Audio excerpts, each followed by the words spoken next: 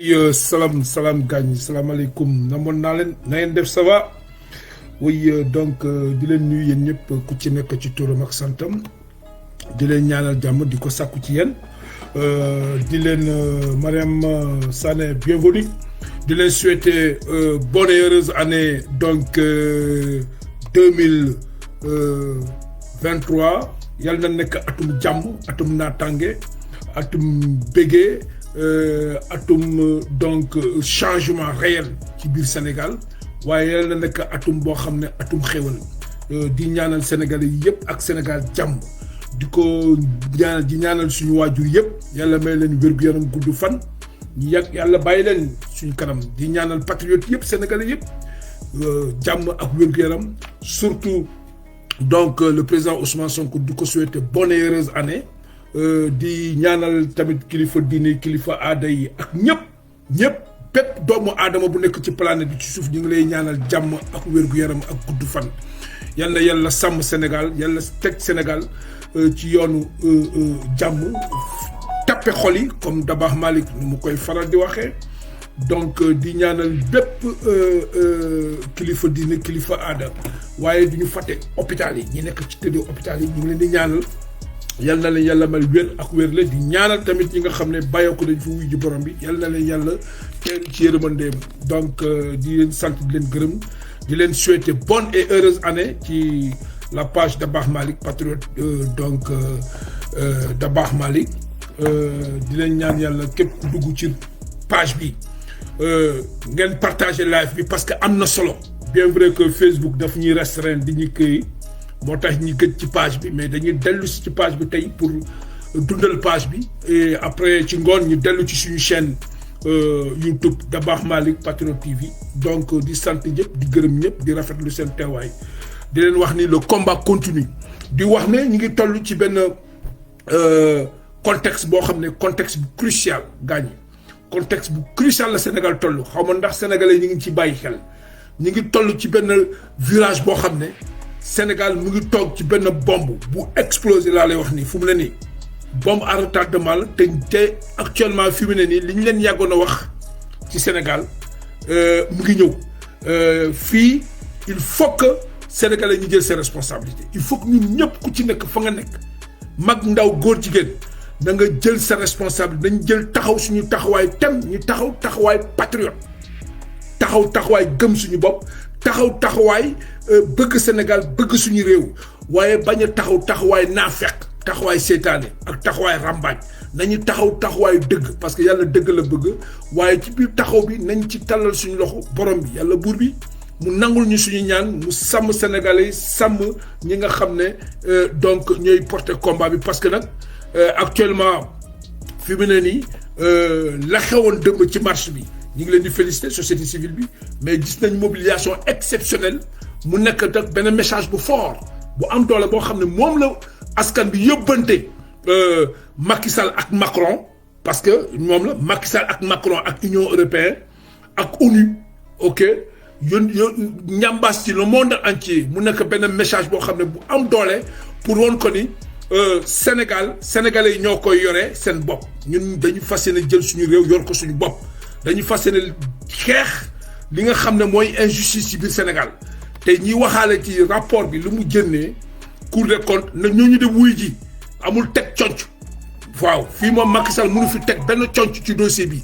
na ñëpp wuy ji parce que suñu xaalis la suñu alal la c'est l'argent du contribuable sénégalais donc ñuy wax ne sénégalais ñi nous sommes face à l'histoire attention ci fii Sénégal jëm nii Sénégal fu mu jëm nii na ñun ñëpp ku ci nekk bu fekkee soxorloo iñaanul bonuñu bu fekkee dëgg la ñuy wax te yàlla tax Sénégal fa mu jëm baaxul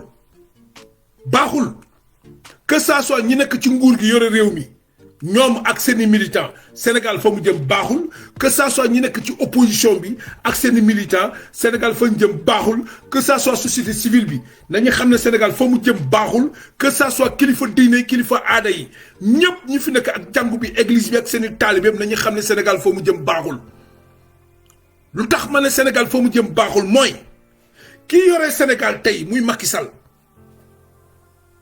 lëkkaloo gu mu lëkkaloo ak waxtaan yu mu waxtaan ak Macron waxtaan ci ak cet imbécile crétin là nga xam ne Sarkozy ñi xelal ko loolu yëpp lépp dara waralu ko lu dul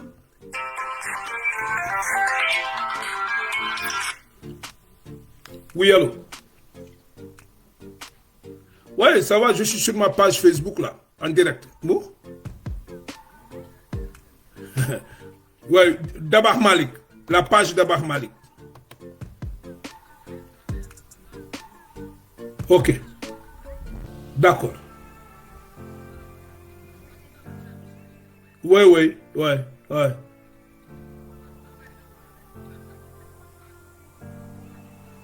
Ok.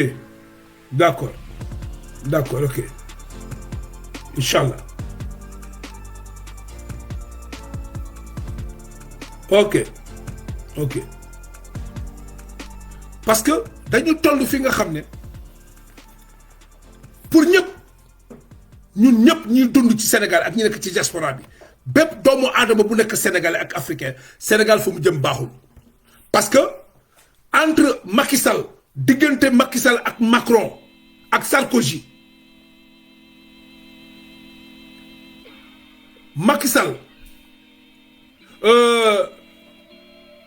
Mohamed Sana dinaa ñëw ci PV yi PV yu bon yooyu falsifié yi du rek Serigne si lañ ko jox mais PV yi Aïssata Tall ministre des affaires étrangères dafa falsifié ay PV def ay documents yóbbu ko jox ko tous les pays de l'Union européenne avec les ambassades corps diplomatique bi dinaa fa ñëw voilà dinaa ñëw foofu donc Macky Sall Macron Sarkozy tey ñoom ñoo nekk ci li nga xam ne mooy li nekk di daw te boo demee effectivement Aria Bassit wax na dëgg parce que boo duggee ci site ministère des affaires ministère de l'intérieur da ngay gis affaire bi c'est-à-dire 1000 policiers CRS yi ñu bëgg a andi le CRS yi ñu bëgg a andi Sénégal pour ñu mun a jàppale police Sénégal ñi nga xam ne ñoom anti émeute ñoom ñoo doon xeex ak gilets jaunes yi ñu bëgg leen andi Sénégal pour mun a ñëw jàppale police Sénégal pour mun a dal ci kaw askan bi sénégalais loolu ingérence la il faut que sénégalais ñi xam ko partager leen live bi loolu ingérence la te loolu la nekk def nii donc ñàkku sénégalais yëpp xam bu fekkente ne loolu mu ngi am te actuellement ñoom policiers yooyu ñu ngi former policiers yi à Dakar mais renfort dina ñëw mais une quantité de 1000 personnes la ñu bëgg a andi liñ ci bëgg a andi mooy bu ñu déclenché xeex bi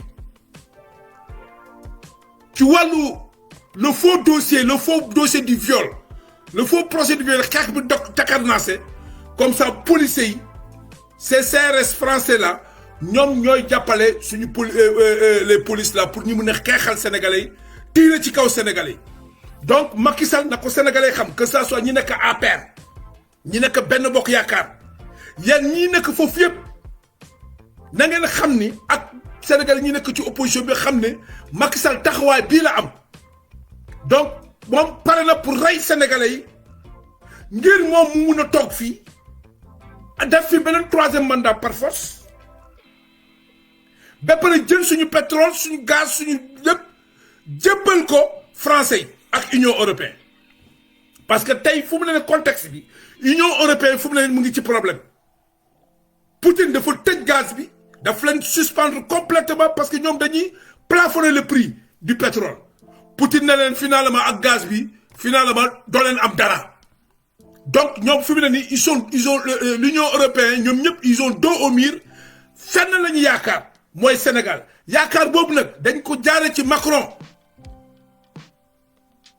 jaaree ko ci Macky Sall te ñoom xam nañu Macky Sall mënul am 3e mandat mais dañ ko bëgg a imposer pour ñu mun ko imposer il faut ñu andi ñoom seen i policiers seen i ñooñ seen i militaires dugal ko ci biir Sénégal pour ñu jàppale Macky Sall ñu mun a xeex ak askanu Sénégal xeex bu tar pour mun a imposer Macky Sall mu toog comme li ñu defoon Alassane Dramane Ouattara loolu moo nekk di daw ci biir Sénégal muy yenn militant APR yi muy yenn député APR yi muy si kër sëriñ si fa nekk noonu muy sénégalais yi muy opposition bi bépp doomu sénégalais bu nekk Sénégal xamal nit ñi ngi dem ci 2003 bi dina tàng te ñoom ci 2003 bi seen stratégie bokk na ci daf lañ jaral Ousmane Sonko bu mu yore Sénégal parce que boo leen fàttee refrain ancien député ancien ambassadeur France Sénégal nee na ñoom ba léegi mënuñu teg loxo Ousmane Sonko mais fii balaa élection yi dinañu fexe ba teg ko loxo naka lañ koy tege loxo ci processus boobu lañ nekk nii moo tax boo leen gisee Macky Sall mooy ci dossier boo xam ne bu vide bëgg a kut ko kut andi dem procès boo xam ne taxawul man su ma doon Ousmane du dem wuyu ji parce que procès boo xam ne amul contenu l'accusatrice amul benn preuve bu mu teg ci table juge bi Omar Maham Diallo ay avocat muy maître Abdou Dialy Kane amul benn preuve bu mu ko tegal foofu El Hadj Diouf muy maître avocat Adji Sarr amul benn preuve bu mu teg ci bureau juge bi Omar Maham Diallo témoins yi ñëw yëpp à décharge la contre pour Ousmane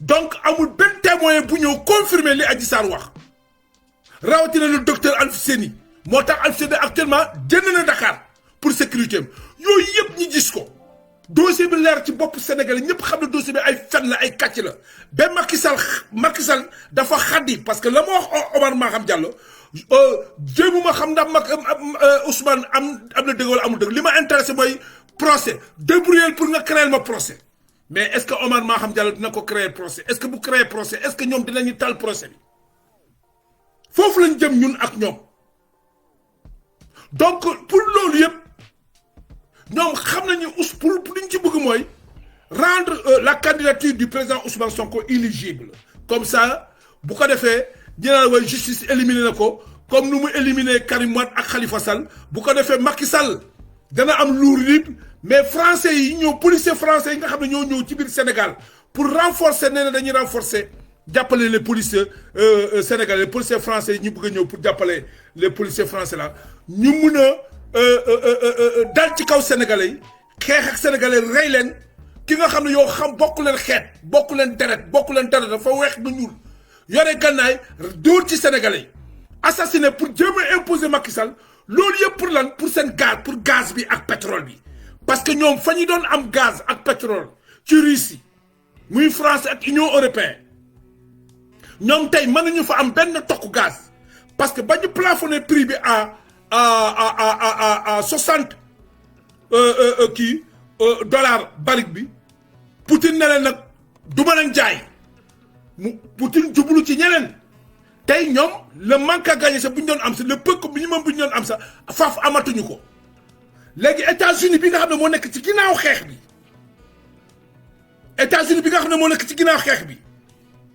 dafa baiser Union européenne parce que fu mu ne mu ngi xam taal bi ci xeex bi léegi moom moo leen di jaay gaz te gaz bu muy jaay qualité bu baaxul mais prix bu muy jaay daf leen ko jaay prix cher donc Amérique moo nekk di bénéficier ci xeex bi mais du Union européenne loolu Amérique Union européenne xam nañ ko léegi ñoom amuñu choix États-Unis dafa leen teg benn deal boo xam ne moom léegi mu ngi alimenter conflit bi mu ngi monter diviser Union européenne di leen boole ak Poutine jaare ko ci OTAN créer ko conflit bi ba pare mu ngi jaay pétrole am mu leen koy jaay ñoom Union européenne ci prix bu cher léegi ñoom amuñu benn choix bu dul ñu ngi jublu ci Sénégal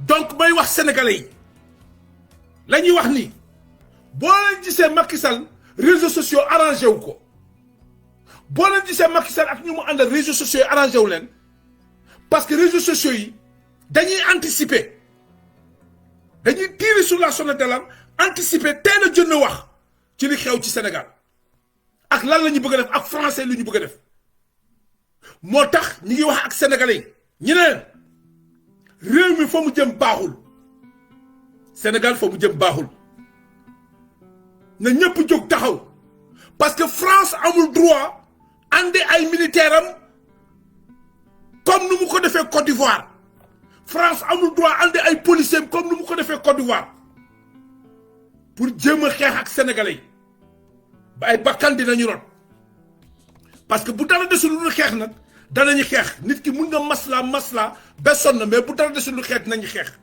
donc loolu laa am li may wax sénégalais yi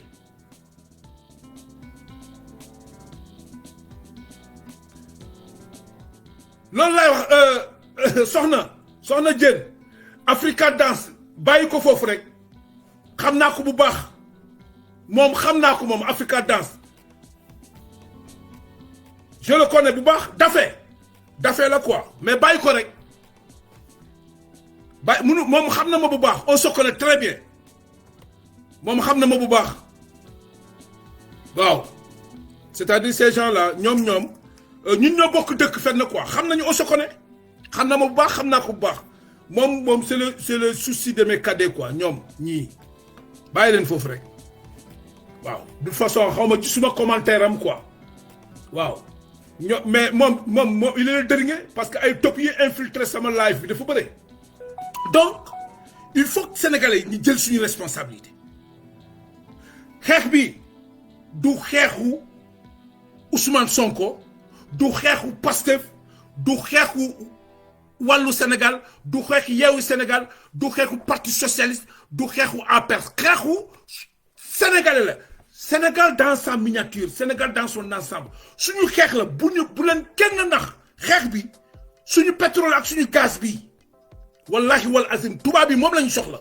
léegi bu dee dañuy ñàkk fulla ñàkk fayda ñu bëgg ñu gëmloo ci ay détails yi way APR Pastef la way Ousmane Sonko Macky Sall kërën ba ñu bàyyi tubaab bi ñoo installé barke salatul fatiha booye boo ñu takk ku am sa bagage ëmb nga dem sa yoon parce que ci sénégalais ci torox ak ñàkk la ñuy dëkk xeex bi nañu xeex pour sauver suñu Sénégal d'abord parce que li leen koy wone mooy France amul droit andi ay soldats parce que dugal la ci biir et pour loolu dinañu organiser benn plateforme dinañu lancer benn pétition benn plateforme boo xam ne sénégalais yëpp dañ ko war a signer plateforme boo xam ne sénégalais dañ ko war a signer plateforme boobu nous voulons faire aussi appel à la Russie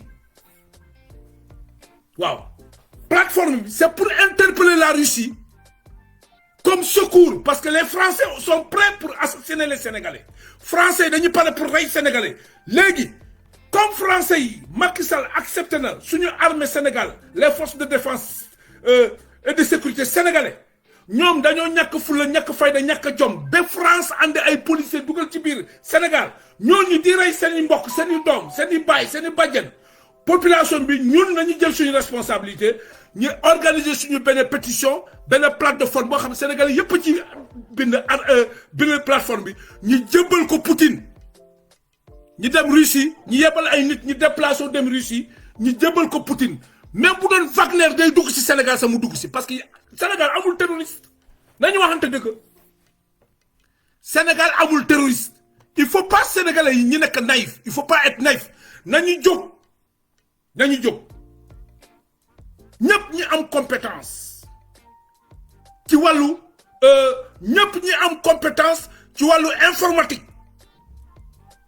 ñi am compétence ci wàllu informatique ngir yàlla nañu jóg parce que am nañu droit ñun le peuple sénégalais nous avons le droit de faire appel à la Russie pour venir intervenir au Sénégal parce que l'armée française les Français Macron est en train d'envoyer des policiers français au Sénégal.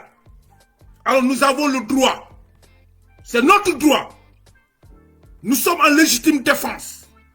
Donc organisons-nous à partir d'une plateforme, une pétition, pour interpeller Poutine. Qu'il vienne au secours de la population sénégalaise. Et surtout, la Russie et le Wagner. Parce qu'il s'agit maintenant d'ingérence. La France qui est en train de faire de l'ingérence en envoyant ses militaires et ses policiers en concubine avec la police pour assassiner les Sénégalais. Nous allons nous organiser pour faire appel à Poutine. Et ça, je lance un appel à tous les citoyens sénégalais de la diaspora. Ceux qui ont les contacts, les possibilités d'avoir des contacts, de rentrer en contact avec Russie. Et adressons un message à l'Union européenne, à la France, au Parlement français. Écrivons au Parlement français pour leur dire que la France, le gouvernement français, est en train d'envoyer des policiers anti-émeutes au Sénégal pour tuer les Sénégalais. Saisissons l'Union européenne pour les informer, même s'ils sont dans le coup. Mais saisissons les Nations Unies. Les Sénégalais qui sont aux Nations Unies, qui sont aux États-Unis. Organisez-vous. Parce que le combat là, il ne s'agit pas d'aller faire la collecte des fonds. Non, il faut saisir officieusement ou officiellement, saisir le Parlement mondial. Les informer du complot de la France, de Macron, en voulant s'ingérer, comme ils l'ont fait en Côte d'Ivoire. Parce qu'en Côte d'Ivoire, ils ont accusé Gbagbo, bombardé, tué. Ce sont les Français qui ont tué même les militaires français. Font exprès bombarder les militaires français sous prétexte pour attaquer Gbagbo. Et c'est le même scénario. C'est le même scénario. Les Sénégalais qui sont aux États-Unis, il ne s'agit pas de rester sur les réseaux sociaux et parler. Vous êtes là-bas, il y a les Nations Unies, il y a l'ONU est là-bas. L'ONU est là-bas. Saisissez l'ONU. Informez l'ONU. Battons-nous pour avoir les contacts. Nous avons des contacts avec la Russie parce que nous avons besoin de la protection.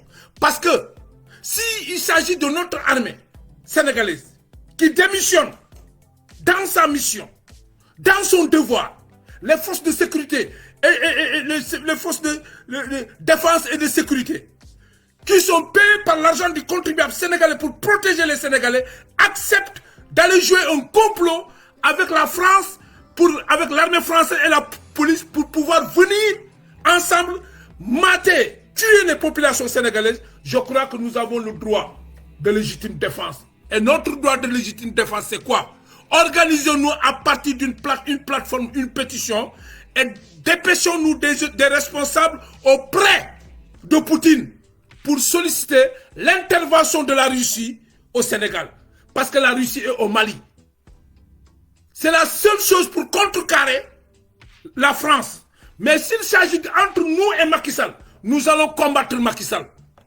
Parce qu'on l'a combattu le mois de mars. Mais actuellement où nous sommes, la France veut faire de l'ingérence. Et tous les généraux de l'armée sénégalaise, tous les généraux de l'armée sénégalaise, tous les autorités militaires, nos conseillers militaires, ils ont la responsabilité. Parce qu'ils savent que ça, c'est de l'ingérence. S'ils sont prêts à croiser les bras et laisser la France venir après la colonisation, la France vienne encore au XXIe siècle, envoyer ses militaires, ses policiers pour tuer les citoyens sénégalais à cause de nos ressources, alors le peuple a le droit d'aller chercher des appuis quelque part pour se défendre. Parce que nous avons un gouvernement criminel. Nous avons des assassins à la tête de ces pays. Alors, donc, voilà le message que moi je voudrais lancer. Et que le diaspora a une lourde responsabilité. Il ne faut pas que nous dormons. Le diaspora, nous ne devons pas dormir. Surtout les Sénégalais qui sont en France. Parce que moi, je ne vous comprends pas. Vous êtes en France. Quel est le plan d'action? Mais ce n'est pas un levée de fonds. Mais les levées de fonds que vous faites là, je m'adresse aux patriotes. Les levées de fonds que vous faites là, c'est pour préparer les élections de 2024. C'est très bien. Mais le porteur du projet est menacé, c'est Ousmane Sonko. Le projet est menacé, c'est Ousmane Sonko. Alors, faut-il continuer à collecter les fonds et les bloquer, soi-disant, attendre 2024? Ok? Et pendant ce temps, le projet est menacé, le porteur du projet est menacé. Non. Moi, je crois que ce n'est pas réaliste. Franchement, quoi. C'est pas réaliste. Pas du tout. Pas du tout. C'est pas réaliste.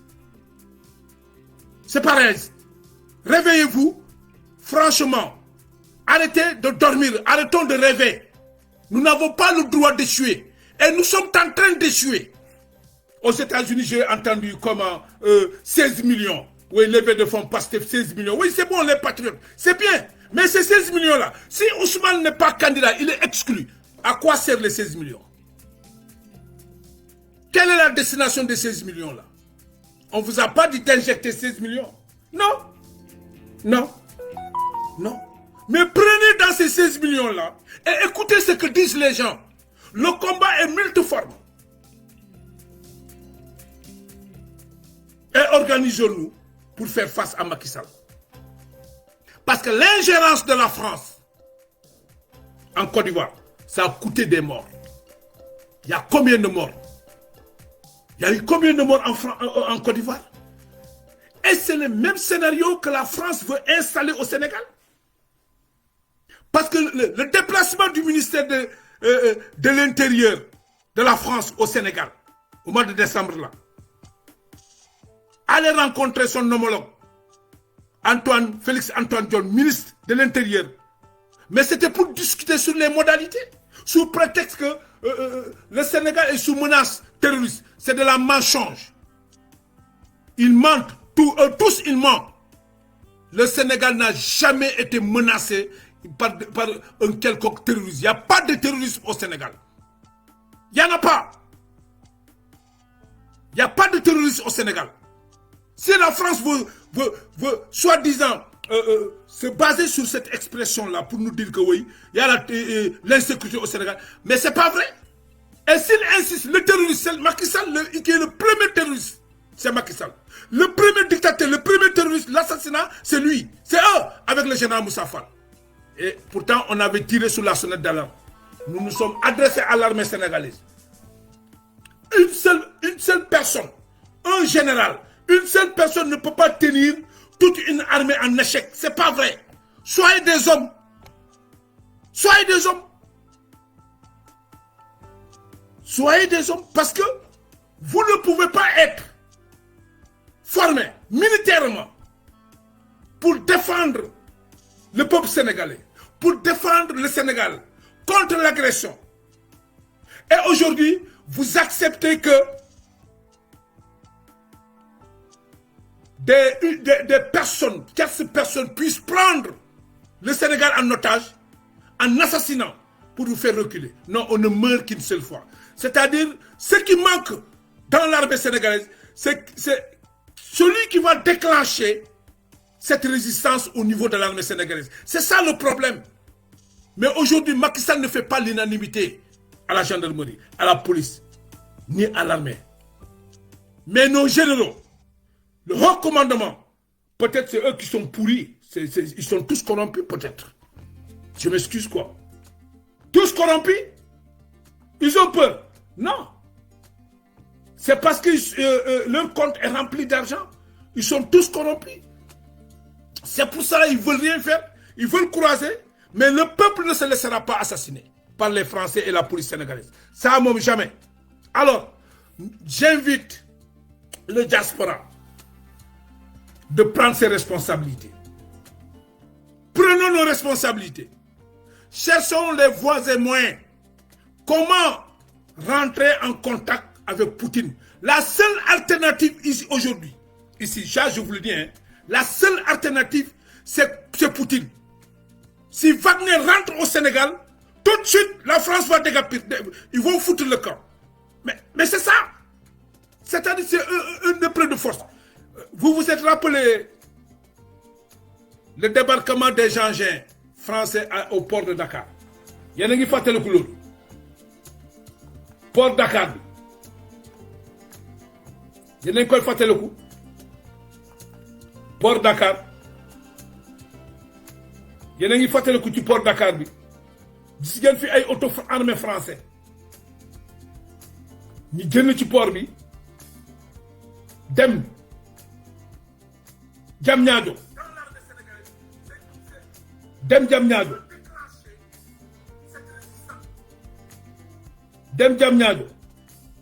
ñooñu ñëpp ñi ngi doon préparer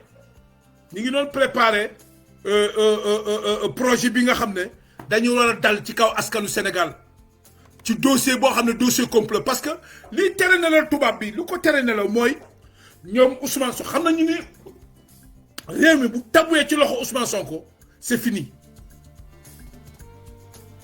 c'est fini te loolu Allemagne mu ngi ci biir France ngi ci biir yenn dëkk yi ñu ngi ci biir yenn dëkk yi ñu ngi ci biir donc ñun lu ñu mën a def mooy nañu organiser wu te bàyyi wax bi nañu organiser wu parce que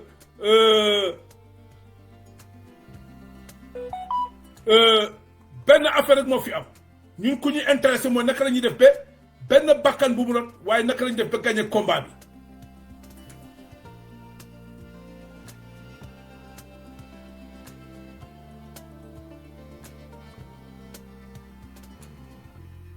dégg nga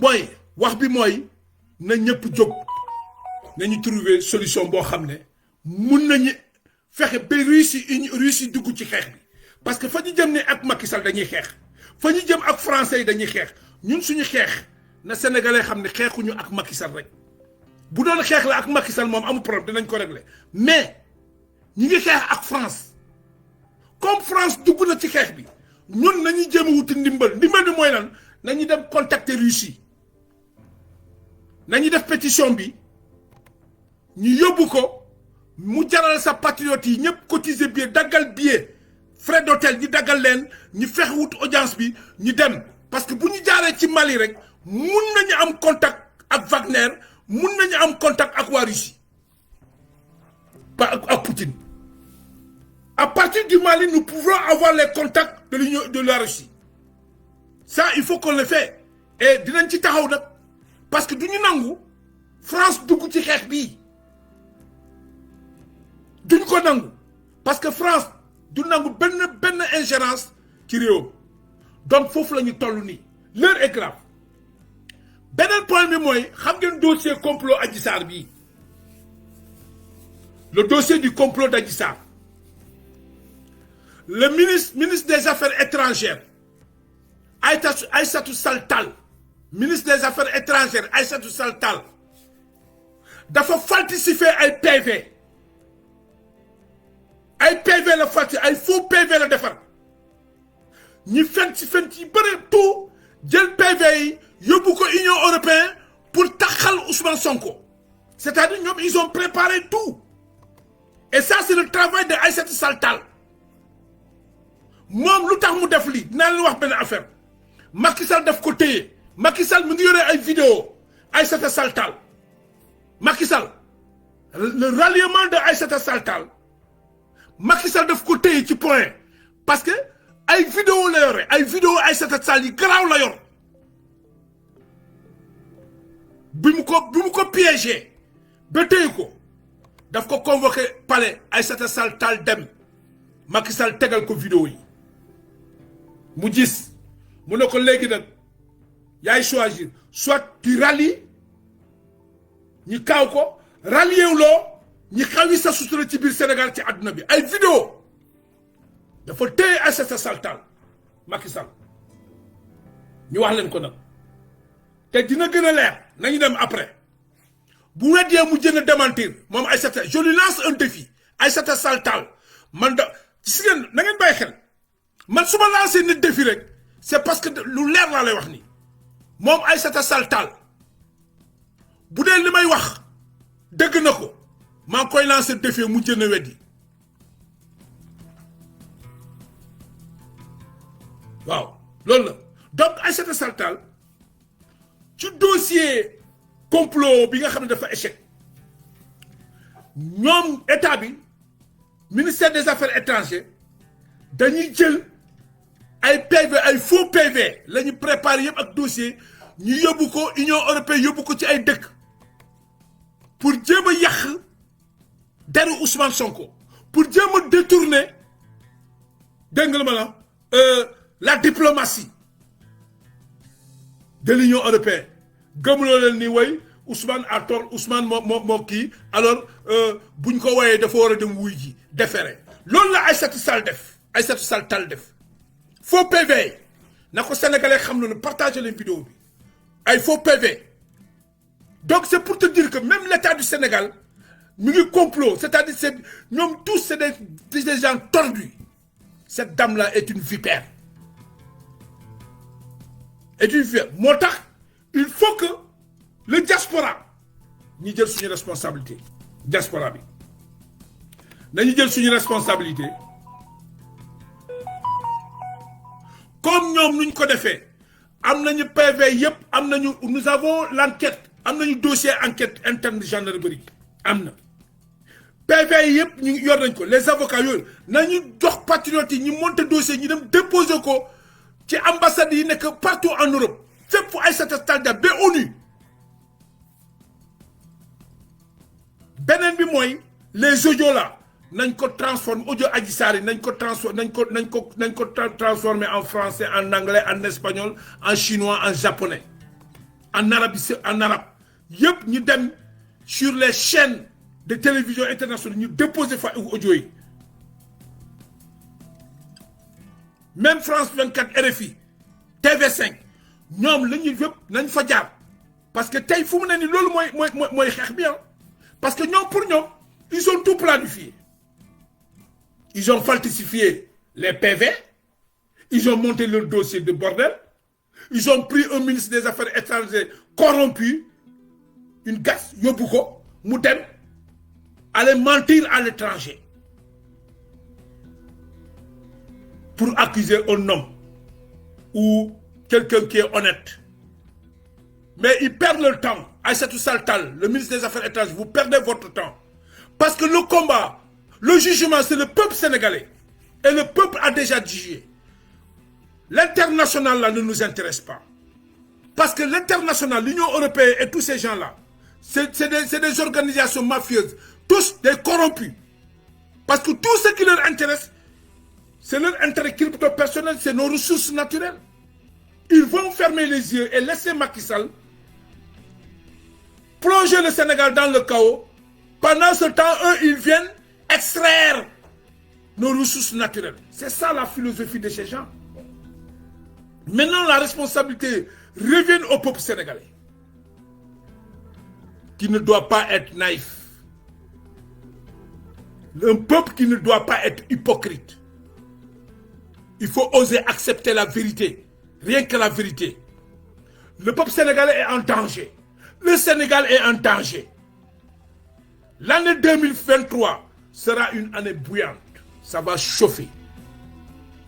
Et si le peuple ne prend pas ses responsabilités, nous allons tous vers le chaos. Parce qu'aujourd'hui, les droits du peuple sénégalais sont piétinés par ce régime de Macky Sall et par la France. Les droits du peuple sénégalais, la légitimité du peuple sénégalais sont piétinés, bafoués par Macky Sall et son régime et par la France et Macron. Et ça, il va falloir que chaque citoyen sénégalais puisse prendre sa responsabilité. C'est un combat de survie. Ça, ce n'est pas un combat pour une personne ou bien un parti politique ou bien pour une coalition. Non, c'est un combat pour le peuple sénégalais. Il s'agit de la légitimité du peuple sénégalais. Il s'agit des droits du peuple sénégalais. Il s'agit de la souveraineté du peuple sénégalais et celle de l'Afrique. Si nous parvenons à résister contre l'envahisseur, la France qui vient encore une deuxième fois envahir le Sénégal, après l'envahissement de la colonisation, au XXIe siècle, la France vient d'envahir le Sénégal, annexer le Sénégal, pour nous extraire nos ressources naturelles. Si nous parvenons à contrecarrer la France, cela va de l'intérêt du peuple sénégalais et des Sénégalais, mais de la souveraineté de ce pays. Alors, ce combat-là, ce n'est pas un combat d'un parti politique. Ce combat-là, ce n'est pas un combat d'un homme politique. Ce combat-là, ce n'est pas un combat d'une coalition. Ce combat n'est pas un combat d'un tariqa. Ce combat est un combat du peuple sénégalais qui est bâillonné, qui est ligoté, qui est torturé, qui est persécuté jusqu'au fond fin de son âme, qui est massacré, qui est tué à cause des ressources naturelles. Et tout ça à cause d'un arriviste comme Macky Sall, un dictateur comme Macky Sall, un arriviste comme Macky Sall, un accidenté de l'histoire politique du Sénégal, un hypocrite, un trafiquant d'armes qui est à la tête de ces pays-là, le Cyril de botte de l'Occident, le lèche-cul de l'Occident, qui court après le sale blanc pour tuer son peuple et satisfaire les intérêts crypto-personnels des multinationaux. C'est ça aujourd'hui le combat. Le combat, ce n'est plus un combat crypto-personnel. Refusons de tomber dans ce faux débat. N'acceptons pas que ces gens-là nous dévient. Les objectifs de ce combat, c'est quoi? C'est la souveraineté. Et la France a compris, après avoir perdu la Côte d'Ivoire, après avoir perdu le Mali, après avoir perdu le Centrafrique, après avoir perdu le Rwanda, après avoir tenté de perdre le Niger, le Burkina, la France a anticipé au Sénégal parce qu'il sait que le Sénégalais est éveillé, le processus actuellement de l'ingérence, de la souveraineté est lancé. Alors, qu'est-ce qu'il faut faire? Il faut très tôt anticiper pour balayer la route au peuple sénégalais. Mais nous n'avons pas les mêmes cultures. Il faut que Macron le sache. Nous n'avons pas les mêmes cultures avec la Côte d'Ivoire. Nous n'avons pas les mêmes croyances. La Côte d'Ivoire s'appelle la Côte d'Ivoire. Le Sénégal s'appelle le Sénégal. Et tout l'avenir et le destin du peuple sénégalais est devant et dans leurs mains. C'est à la population de décider. Si le peuple se dresse contre l'ingérence de la France dans les affaires intérieures du pays, je crois que une partie de l'armée sénégalaise prendra part. Mais le déclic de ce combat, le déclic de cette résistance, c'est le peuple sénégalais. Il faut que ces gens arrêtent de nous faire croire que oui, c'est la politique, des chiens, des imbéciles, des bâtards comme Khadim Sambou, Mbaye Pierre, ces imbéciles qui ne changent pas, qui persistent dans leur ignorance, qui persistent dans leur méchanceté, qui persistent dans leur satanique, qui persistent dans leur hypocrisie pour brûler ce pays. Nous devons régler les comptes de ces gens-là. Nous ne devons pas accepter que tous ces larrons, après avoir parcouru dans tous les pouvoirs qui ont eu à gérer ce pays, finissent par détruire l'avenir de ce pays et l'avenir de cette jeunesse-là. La jeunesse sénégalaise est intelligente. Debout, faisons face. Oui, debout, faisons face. Ils ont leurs solutions, nous avons nos solutions. Am nañu seen pexe ñun am nañ suñu pexe. Li bon mooy nit ki jóg fekk la sa dëkk noot la nga noppi mu dóor la jël sa alal nga noppi loolu moo dul yoon. Loolu moo dul yoon. La ma leen yàgg wax rek tant que ñi ngi noppi wala tant que ñun suñu biir ànduñu boolewuñu suñuy doole boolewuñu suñu yéene ànduñu boolewuñu lu ñu am ak lu ñu amul yëpp ñu taxaw xeex ngir Sénégal wallahi wal azim askan peuple Sénégal mooy sonn du ñoom de ñoom tey sàcc nañu alalu Sénégal yëpp tey ngay gis doom milliardaire baay milliardaire yaay milliardaire mbindaan milliardaire chauffeur milliardaire ñoom sàcc nañu alal réew mi preuve Cour des comptes bi Covid-19 bi ñëwee dañuy tëj Sénégalais yi kenn du noyyi kenn du jënd ku yéex a ñibbi ñu dóor la guddi police gendarmerie di la dóor ba pare ñoom ñu tëj Sénégalais di leen toroxal ci boobu te waxtu ñu ngi sàcc alalu Sénégalais yi xool leen rek Sénégalais bu nekk bu dee doo naafeq bu dee Sénégalais bu nekk yow doo naafeq bu dee waxkatu dëgg nga te yàlla tax bu dee ragal nga yàlla ragal sa bàmmeel di nga wax dëgg donc loolu moo fi am kon li nga xam ne moom moo nekk di dox nii il faut que Sénégal ñu bàyyi ci xel parce que waxoon naa leen fi seen fi ay jamono armée français jëlee seen oto yi wàcce ko ci port Dakar jëlee seen oto yi wàcce ko ci port Dakar convoi bi jënd ñu def ko direction yóbbu ko direction comment dirais-je Diamniadio donc ñoom ñi ngi doon préparer bien avant la venue de ces CRS ces policiers anti-émeute français là mille junni policiers yi ñu bëgg a andi noonu ñoom dañuy njëkk a andi seen logistique bi la ñuy njëkk a andi jëndee ko ci port bi askanu Sénégal kenn yëngul lu dul ay vidéo la naan xool leen ñi ngi andi seen oto yi et pourtant ñun wax nañu jënd leen bu ñu defoon comme ñoom Burkina baare chemin bi baare leen kon amaana du ñu egg si fii parce que il faut que mu am action de résistance pour kii bëgg a violer say droits xam ne yow da nga jóg fippu mais tant que yaa ngi noppi mu ngi avancé loolu la Macky Sall loolu la ko Sénégalais bàyyi parce que ba mu jógoon attaqué Karim Wade ñëpp noppi gars yi bàyyi ko ñu ne peut-être demande sociale la kii ci demande ndekete moom mu ngi ci règlement de compte ba mu daloon ci Khalifa Sall la ñu war a jóg mais yooyu yëpp dañ ko ci bàyyi tey liquidé na Karim Wade liquidé Khalifa Sall mu bëgg a liquidé Ousmane Sonko du wuyu ji warul wuyu ji parce que procès amu fi ñoom fen nañu seen complot fen yi tooy xet seen dossier dara baaxu ci ay kàcc ay fen lañu ba pare ñoom ñu teg organiser seen i magistrat seen i juge bopp ñoom ñëpp pour dem teg loolu yëpp dañ ko monté wut nañu seen i juge defar nañu seen lépp pour léegi waaye Ousmane mooy dof quoi waaye léegi kaay taxaw ñu juger la non jugement du am bu dee Ousmane mooy dëgg bu mu dëgg pour mu dem fenn jugement amul y aura pas de procès parce que y a pas de délit criminel amul procès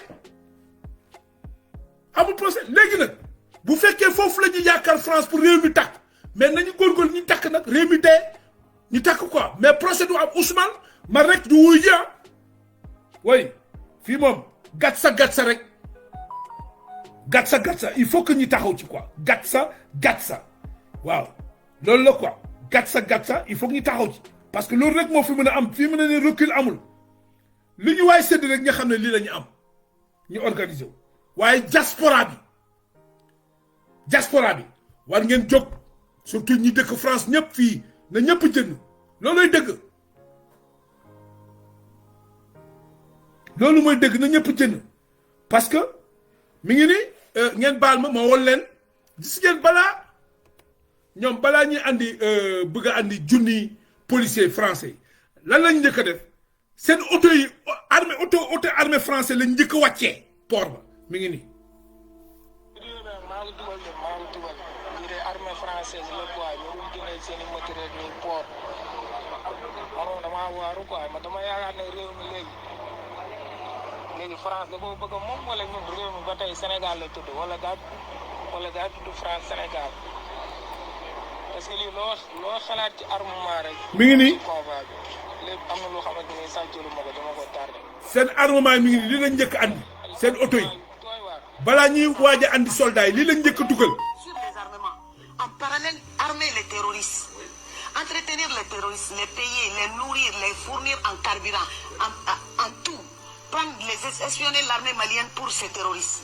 C'est ça, dans ce cadre qu'ils ont envoyé leur gros laquais Macky Sall pour venir supplier Assimi de ne pas partir devant l'ONU, etc. Non, on va partir devant l'ONU. C'est devant l'ONU que ça va se régler. Ça va se régler là-bas. Il n'y a pas à faire que Macky Sall censure. Tous ces véhicules-là ont été débarqués au port de Dakar. C'est une insulte pour l'Afrique. Pour préparer l'ingérence de la France au Sénégal en 2023. C'est ça. Avant de vouloir envoyer les 1000 policiers qu'ils veulent envoyer, Ils ont d'abord envoyé la logistique, les véhicules et tout ce qui est logistique, véhicules, armes et tout. Ça, c'est l'armée française. Et ça s'est passé à Dakar et personne n'a rien dit.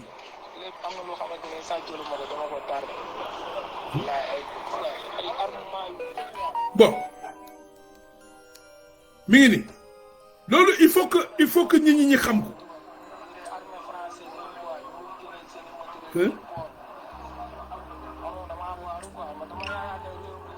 Armée française, pourquoi ñi andi sen matériel du côté Sénégal? Parce que li lañ ci djubulon. Mais li lañ ci doon wajal. Légui responsabilité bi Sénégal la rek ak sénégalais ñun ñoo wara jël suñu responsabilité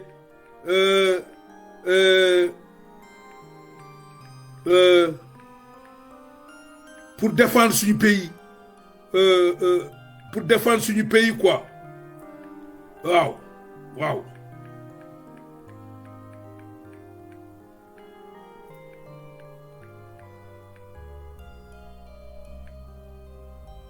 mi ngi ni lii weddi gis bokk lii gis weddi bokk ci mi ngi ni regardez-moi ça. Parce que lii loo xalaat ci armement rek mu ngi ci convoi bi. tubaab bi bu ñu doon dugal lii la Sénégalais war a jóg bloquer convoi bi comme Burkina yi ni ñu ko defee. La France est partie nous mettre à l'ONU sur les armements. En parallèle, armer les terroristes. Entretenir les terroristes, les payer, les nourrir, les fournir en carburant, en tout. Prendre espionner l'armée malienne pour ces terroristes. C'est ça, dans ce cadre qu'ils ont envoyé leur gros laquais Macky Sall pour venir supplier Assimi de ne pas partir devant l'ONU, etc. Non, on va partir devant l'ONU. C'est devant l'ONU que ça va se régler. Ça va se régler là-bas. Voilà. Donc, il faut que les diasporas sénégalais puissent très rapidement réagir, agir avant qu'il ne soit trop tard. Prenons les preuves, prenons tout ce que nous avons comme preuve pour aller à l'ONU, aux Nations Unies, à l'ONU, pour dénoncer l'ingérence de la France dans le Sénégal, avec leur armement et les 1000 policiers ou bien militaires qu'ils veulent envoyer pour déstabiliser ce pays à cause des ressources naturelles. C'est ça. Il faut porter la plainte à la France au niveau des Nations Unies. Mais le Parlement mondial aussi. Voilà. Xam ngeen lii moom weddi gis bokku ci mais war ñu sàggane lii dafa am foo xam ne fu ñu toll réew bu fa tolluwee responsabilité waa réew ma ñoo koy jël du responsabilité nguur gi de mais responsabilité waa réew ma mooy population bi nga xam ne ñoo dëkk ci réew mi ñun ñoo war a jël suñu responsabilité ci lii gaañ le combat xeex bi mënul bañ a am parce que ñoom fañ nu mu leen jaral rek dinañ ko def pour xeex bi parce que tout simplement ñoom xam nañu ni nañu yoree Sénégal dañ ko yor ci yorin bi bon Macky Sall nguur mosul yoree Sénégal nii te ñaawteef yi am ci nguuru Macky Sall ci biir Sénégal musul am noonu ci benn nguur impunité fen ak sos complot sàcc alal réew mi rey sénégalais yi enlever sénégalais bi yóbbu ko coppet dem rey gendarme nga enlever ko rey ko ci nguuru Macky Sall la am militaire nga enlever ko rey ko ci nguuru Macky Sall la am tey journaliste tëj arrêté ki nga xam ne dafa rey rek tëj li am ci nguuru Macky Sall musul am ci benn nguur loolu yëpp sénégalais ñi ngi toog ñun ñi ngi toog ne pat tey egg nañu nag ci cappaandaw ga parce que tey France mi ngi andi ay policiers junniy policiers la nar a dugal Sénégal gannaaw bu mu andee ay otoom teg mooy oto yi ma leen woon nii junniy policiers la ñu andi teg ko Sénégal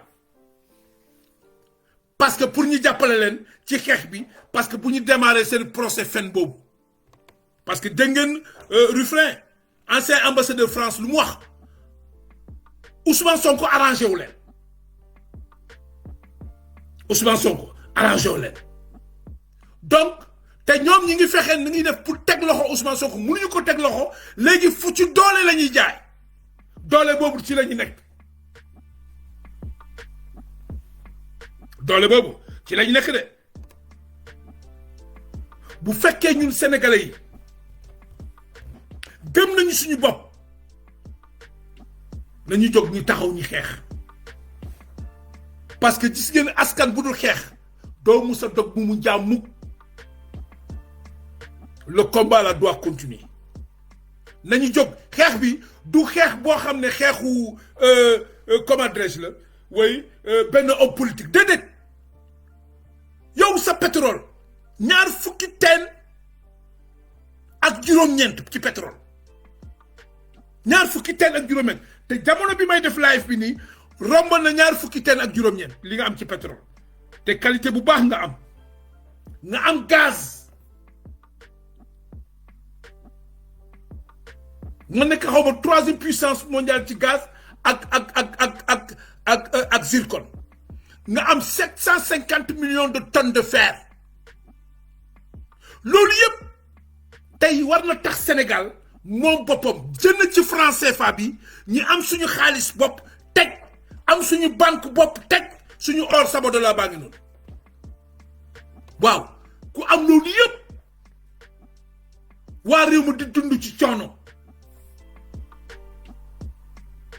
te ci boobu jamono am na ay réew yoo xam ne pétrole rek la ñu am tabax seen réew Dubaï bii Koweït Libye pétrole rek la ñu am xool leen fu ñu toll fulla ak fayda ak jom ñoom ñoo gérer seen pétrole ñoom ñoo téye seen alal ñoom ñoo dogal ci seen alal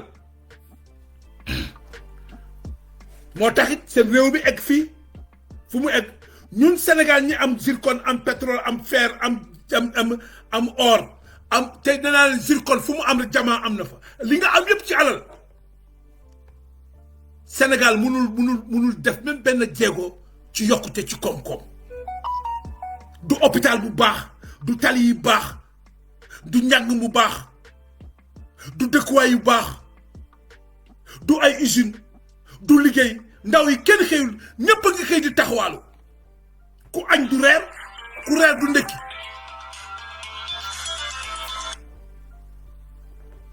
oui allo maaleykum salaam waaw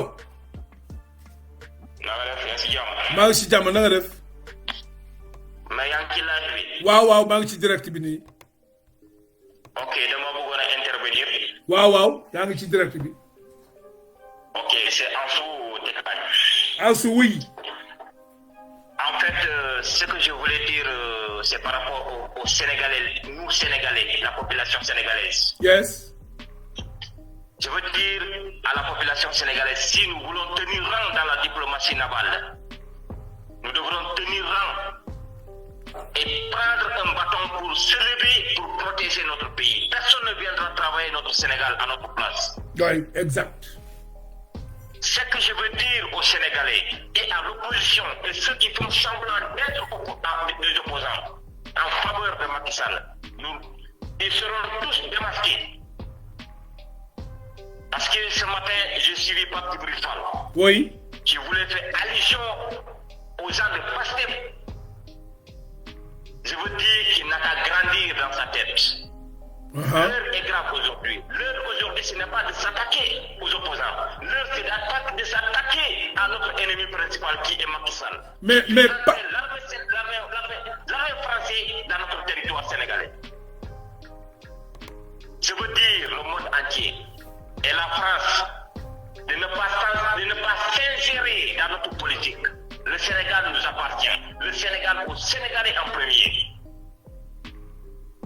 Et si les Sénégalais ne se lèvent pas, il sera trop tard et nous allons tous clamer les doigts. La sous-région elle est menacée. Aujourd'hui, le Sénégal est bourré de militaires français. Vous avez une fois vu un militaire sénégalais en France? Non. Vous avez une fois vu un militaire malien en France? Non. Et au nom de quoi la France doit continuer encore de ternir notre image, de nous prendre comme des esclaves? C'est parce que nous l'acceptons. Si nous avons un gouverneur français qui est Macky Sall, qui fait la courbette devant les présidents français, devant les Occidentaux. Comment nous allons vivre? Nous ne sommes pas libres chez nous, nous ne sommes pas libres dans l'Occident, nous ne sommes pas libres en Europe. On nous traite comme des chiens. Nous avons tout, mais nous sommes pauvres. Dans quel pays nous sommes? C'est quoi nous n'avons pas chez nous? Nous avons tout chez nous. Mais nous continuons de souffrir parce que nous avons des présidents qui disent oui à la France, on vous écoute. Ça, ce n'est pas être président. Si aujourd'hui un président n'est pas capable de prendre ses propres responsabilités pour dire non à ce que vous êtes en train de faire, on va continuer à séduire et à mettre le pays dans le chaos. J'appelle toute la population sénégalaise à s'unir, surtout l'opposition. Épris de liberté, c'est ce qu'ils veulent leur pays. Je ne parle pas de ces opposants, soi-disant des opposants qui sont là pour leurs intérêts et qu'on connaît très bien, parce qu'ils sont démasqués, les masques sont tombés. Ça fait mal, Malik. Les Sénégalais souffrent. Ouais. Et Macky Sall est prêt à tout. Vous avez vu au Tchad où des centaines de manifestants sont tombés.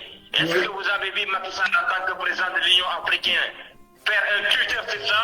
Non, il approuve. Et nous, les Sénégalais, nous continuons de dormir en regardant ce qui se passe, en laissant Macky Sall se préparer.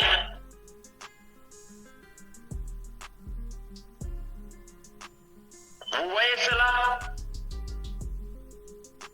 Je suis désolé, j'ai un cœur meurtri. J'encourage la jeunesse sénégalaise à continuer à sortir comme ils ont sorti massivement hier. Oui.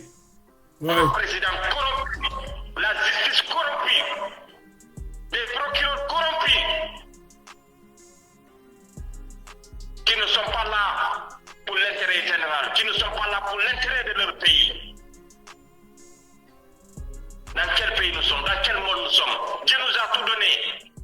Et dans tout ça, Ansou, dans tout ça, mais quelle est la responsabilité de nos forces de défense et de sécurité? Je voudrais parler particulièrement l'armée sénégalaise.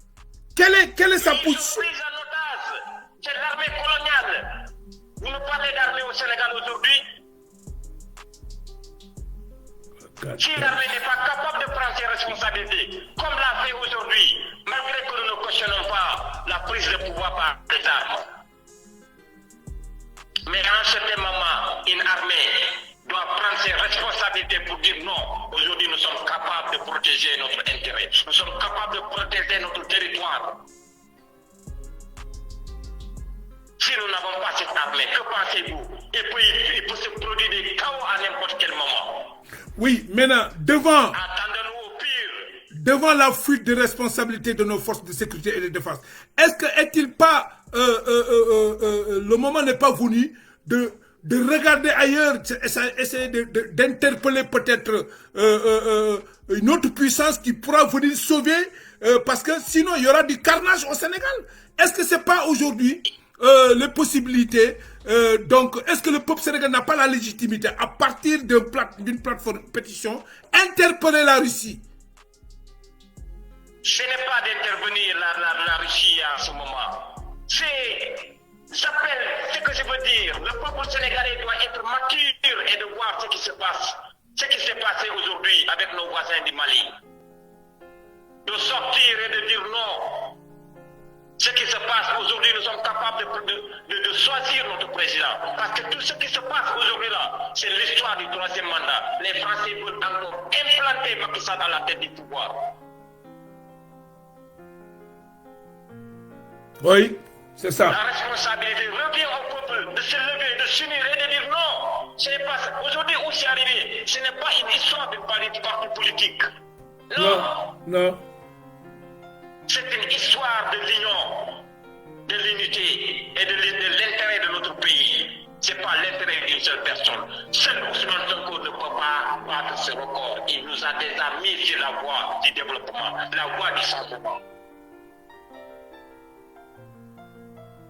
Alors, il est temps que les Sénégalais aient pris de liberté, qu'ils commencent à dénoncer ce qui se passe au Sénégal. Et aller dans les Nations Unies, déposer une plainte contre la France. Je vais revenir sur ce qu'a dit la dame Giorgia Meloni de l'Italie. Que les Français, si vous voulez que les Africains restent chez eux, arrêtez de prendre les ressources africaines. Nous mourons dans la Méditerranée. La Méditerranée tue plus que le coronavirus aujourd'hui, mais personne n'en parle. Il faut que les Africains se réveillent. Ça choque le cœur. Aujourd'hui, tout un chacun d'entre nous, soit tu sois en Allemagne, que tu sois en France, que tu sois en Belgique, un jour tu seras appelé à retourner chez toi. Donc, si nous ne travaillons pas notre continent, qui va travailler notre continent? Je suis déçu par cette armée aujourd'hui, qui veut regarder aujourd'hui, depuis des dizaines, des centaines d'années, on continue à dire que non, parce que l'armée n'est pas bien formée. Que prépare Macky Sall? Nous sommes des enfants. Allons-nous accepter d'être ternis par ces gens? J'ai un cœur meurtri, d'abord. Je vais m'arrêter ici parce que ça fait très mal de voir ces comportements. L'ingérence de la France. Partout on parle de la France. Et pourtant, la manifestation en Iran, mais la France n'a pas tardé de critiquer. Et aujourd'hui, c'est cette France-là qui vient pour faire encore les mêmes bêtises qu'il a fait, qu'elle a effectué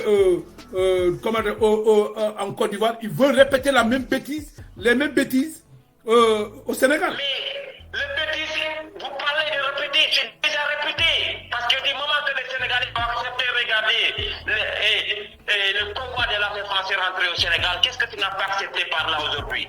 On a tout accepté par le biais de ce président magnifique.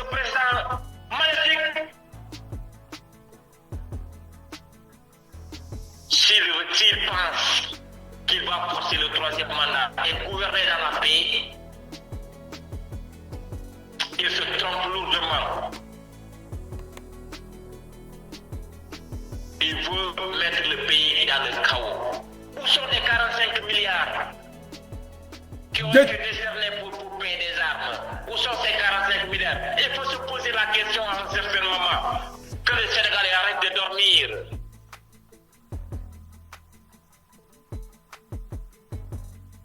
Merci beaucoup. Merci Ansou. Et c'est ça, hein? C'est ça. Donc, en connivence. Oui? Et comme les hanké. Jajeuf. Non possiamo essere ricco ma poveri. Non può essere. Oui. Mais vous qui parlez italien. Vous qui parlez italien. Mais vous pouvez porter le message. Yes. Moriamo sempre nel Mediterraneo e oggi parlano di coronavirus. Che coronavirus? Yeah. Le persone che muoiono nel mare non sono delle persone, sono degli animali e dobbiamo continuare a guardare. Sono 150 persone che devono decidere per il nostro paese. E parlate noi che dobbiamo rimanere nel nostro paese. Se c'è la guerra là, chi può rimanere là? Che dobbiamo dire la verità, che non può continuare così. Ma fanculo. Ok. Eh bien voilà, c'est ça. Donc, en connivence avec l'armée française. Oui.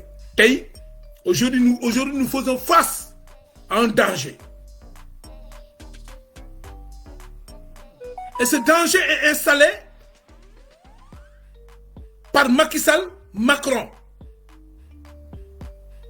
Alors, faut-il que les Sénégalais puissent croiser les bras et laisser des étrangers tirer sur des citoyens sénégalais et les assassiner. Soit disant, moi, c'est pas mon problème. Non, ça, c'est le problème de tout le monde. Le contexte actuel nous interpelle tous. Religieux, politiciens, hommes d'affaires, journalistes, activistes, Sénégalais lambda, tout. Il n'y a pas de parti politique ni de leader politique. Il s'agit de la sécurité du Sénégal. Les enjeux, c'est nos ressources. La France veut voler nos ressources en nous imposant un dictateur comme Macky Sall. Et c'est ça, aujourd'hui. Alors, il va falloir qu'on s'organise. Si nous pourrons vraiment avoir... pouvoir avoir des contacts avec la Russie, moi c'est ce que je propose. Hein. Oui, la seule alternative, c'est ça. C'est ça. Il n'y a pas d'autre alternative pour faire face à la France et au régime de Macky Sall pourri, y compris les militaires corrompus, les gendarmes corrompus, les policiers corrompus. Je pose mes mots. Qui sont corrompus, je dis bien. Voilà. Donc c'est ça. Yo besaf Koudiamatakou. Yo Issa Fouliban. Ni Idou Emete date 31 décembre. Emete kan Emete Yunkle yu yami 2003 23. Emete kan Emete wala la Kesume di Kaire. Emete Poi Sénégal ne Poi, Casamance ne Poi Dibaya Brom. Et kanu manji mi kujut emitene wole joy ka jimmi emitene e balafay emitene kambuli adjana bare jat oli kokbe be enguru kibar ya nu manje e teñi parce que annonce jat nu man jat man Sénégal et la konya on la koku du foutik bare foutik fa nona nja les foutik on la di Macky Sall kebde bare ol koku bo foutik di France de l'Union européenne. Parce que quand il y a un foutu qui Macky Sall, il n'y a pas de problème. Parce que moi, de mars, c'est la race. Bari Djat, qui a une décision qui administration ati France, ati intérieur. Nadja Kadjabou Sénégal, Nadjou Kordi, Antoine Félix John, Anoumani, ONM, ministre ati intérieur Sénégal. Donc là, comment que ce qu'elle m'a commis? Bien que sauf qu'on n'est pas cool. Femme que sauf un faux ennemi. Baba, coup policier, kadou kati France. Kadou mani coup policier connaît Willy. Quand on est coup au Sénégal, coup coup rampen, coup policier kati Sénégal. Qu'on est bien sécurité du Sénégal, gros intérieur Sénégal, parce que Sénégal est menacé. Baba, du problème terroriste. Yo fou gadjo. Macron na sansan, Macky Sall na sansan, Antoine Diome na sansan. Ko touf ku gajo. Ban ururan juknya. Kay ku sukene. Macky Sall di Macron ku sankene ku mike. Alors, wasabu mi broka ba salta bu e ngorle ku police kati ku militaire ak man ku jo kati France ku jo ku doké Sénégal. Parce que enjaji wono wi ku duk. Ambassadeur Ruffin, ambassadeur, ancien ambassadeur à France. Nous avons 5 manque interview. Il m'a dit France 24, il m'a dit TV5, il m'a dit RFI. Bare, nane, quand problème est cette France, du Sénégal, il y a un ami, il faut manque de djoum, d'akmou Ousmane Sonko, angam fam. Bare, quand on peut faire tout, ben ce faut monte tout ce faut. Bare tati di élection e panku sofo furima fukila fo ennemi fofu furinglo ri njaat parce que kadjabru nga kat le ministre de l'intérieur ati France kadjabru nga kat kalo meuna jaringu Sénégal foku suken ni ku policier ko le Willy panku ne ko kat France panku ne ko Sénégal de 2023 yeah. Ku ke ku jall babay ku dantan ka jall ko ne ka formé ku policier kat Sénégal koku di formation bari Willy Pankoudio koku di la jaar koné ko be karampen ku police kat Sénégal mi ku tiken ku population et Sénégal parce que kuma won mati 2023 Pampoli Macky Sall omu di fu gajora fola Omar Maham Diallo omu di fu gajora fola Adji Sarr omu di fu gajora fola bu ko kooku fu di fu gajora foli fati dossier yanu manje viol e bajutu jat alo sa no moment dossier e bajutu le malege yutu fu gajo bare Macky Sall a bajutu police solution yano san tona jewme abule jewme ka et sauf Ousmane ou bien et kan Ousmane Diakama ak légitimité man kan candidat yoy nami il faut que man ku jaw procès pour mi ku ngol ku condamner Ousmane Sonko Diakama kan candidat be élection présidentielle bare anaw balaw jaw ku jetum an be ka kiti toke man kané wa fo jakku bare jat akant Oui, je serai en direct sur ma page YouTube, Inch'Allah. Oui, à 19h. 19h. Dina nek en direct. Dina ko afficher 19h sur ma chaîne YouTube. Wow. Donc, comment ku sof meno? Ku jaw ja procès. Du ku lo moto mako do awle tukana candidat. Sursis 6 mois. Kulen ko na photographe ko nyaale tukan baju droit be kana kan tukan bi Macky Sall ku français ku imposer manala ko le akan 3e mandat bu kané ku français be kam bi ngeen man Macky Sall akan 3e mandat wala sanu kantu wolom pétrole di gaz yang ko solo nya mu jijo futika fati Union européenne di France di Russie ku baju tu ferré ku baju tu gaz pétrole yoy Poutine na firi pétrole banjat Sénégal ne ba bañ pétrole ne ba bañ gaz ko nya manku mangu meno mbi manku so fen meno mbi ku force 3e mandat Macky Sall Macky Sall la ko yo e jare manku tiken Sénégal di ku buj Sénégal Macron mala tebu ku police ku militaire ko ku police ko la ku jo ku rampe ku police kati Macky Sall ure wa fonu ma je wala gene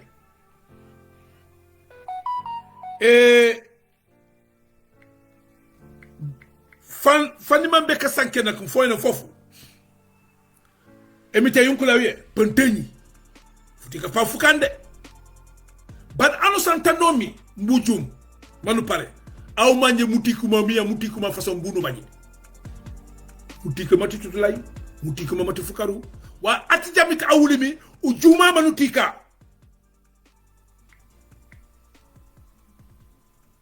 ujuma manutika foynemu malegenam parce que ukanta jamo kasara pekan bantinyara pekan foni mamang bi ano santanomi mu ukan wonol to jak bare pop ola kati diaspora wara no juma mo kane France ku bati droit be jobe et kati ken Sénégal ku Sénégal di esuko yoli ku bati droit ban ni sosef mati bawo ko foku sofé mi France ku nekenu wala kama unye sa ku ke pop kan wana pan ku jo ku rampen Sénégal yoy ne mi Russie Poutine anosan kabaji mi contact di Poutine du ku ñes man ku mam clofor ou bien nous kana pétition ben magne ku Sénégal pan ku signer borom mo ñu jëtuma jaw Sénat Poutine nous boña Nations Unies ONU mi Poutine Wagner di Poutine ku jo ku rampen le peuple sénégalais face à l'armée française, la police française dit la police sénégalaise. De fonni magni bi di magni fo. Futika fofu ba jew. Pantika de. Suma la sum pantika sumuto la pantika. Woto juma mantika. Parce que ko jat. Wa ku sola mi wayno mi. Neufule eti Sénégal yami tentam. Pétrole, zircon, mulapamu ore yoku so di gazay mo kané ko panku moyen panku rampen Macky Sall manala ko akan 3e mandat par force jaral jar man ko budj ku Sénégal mbi Macky Sall la bare ano santano mi wala u pare panu tik ban utitik panu ket utikut panu ket tate foria. Il s'agit de la légitimité, la dignité du peuple sénégalais. Wota ano santano mi mbujum miji manjifo di sanken mambu kala ku jamu mati Macron na teblo teb ku soldat ku militaire ku policier ko lak anoken Sénégal mbi ku jow ku rappel ku policier kat Sénégal mbi ku boj bu kanak ku tiken ku sénégalais yo di sanken man jamo mais jakku mu jira di ka sanken ano san mu pare parce que pop ano san kama mayala mola la pop ngara mon tika nya pour ga margalam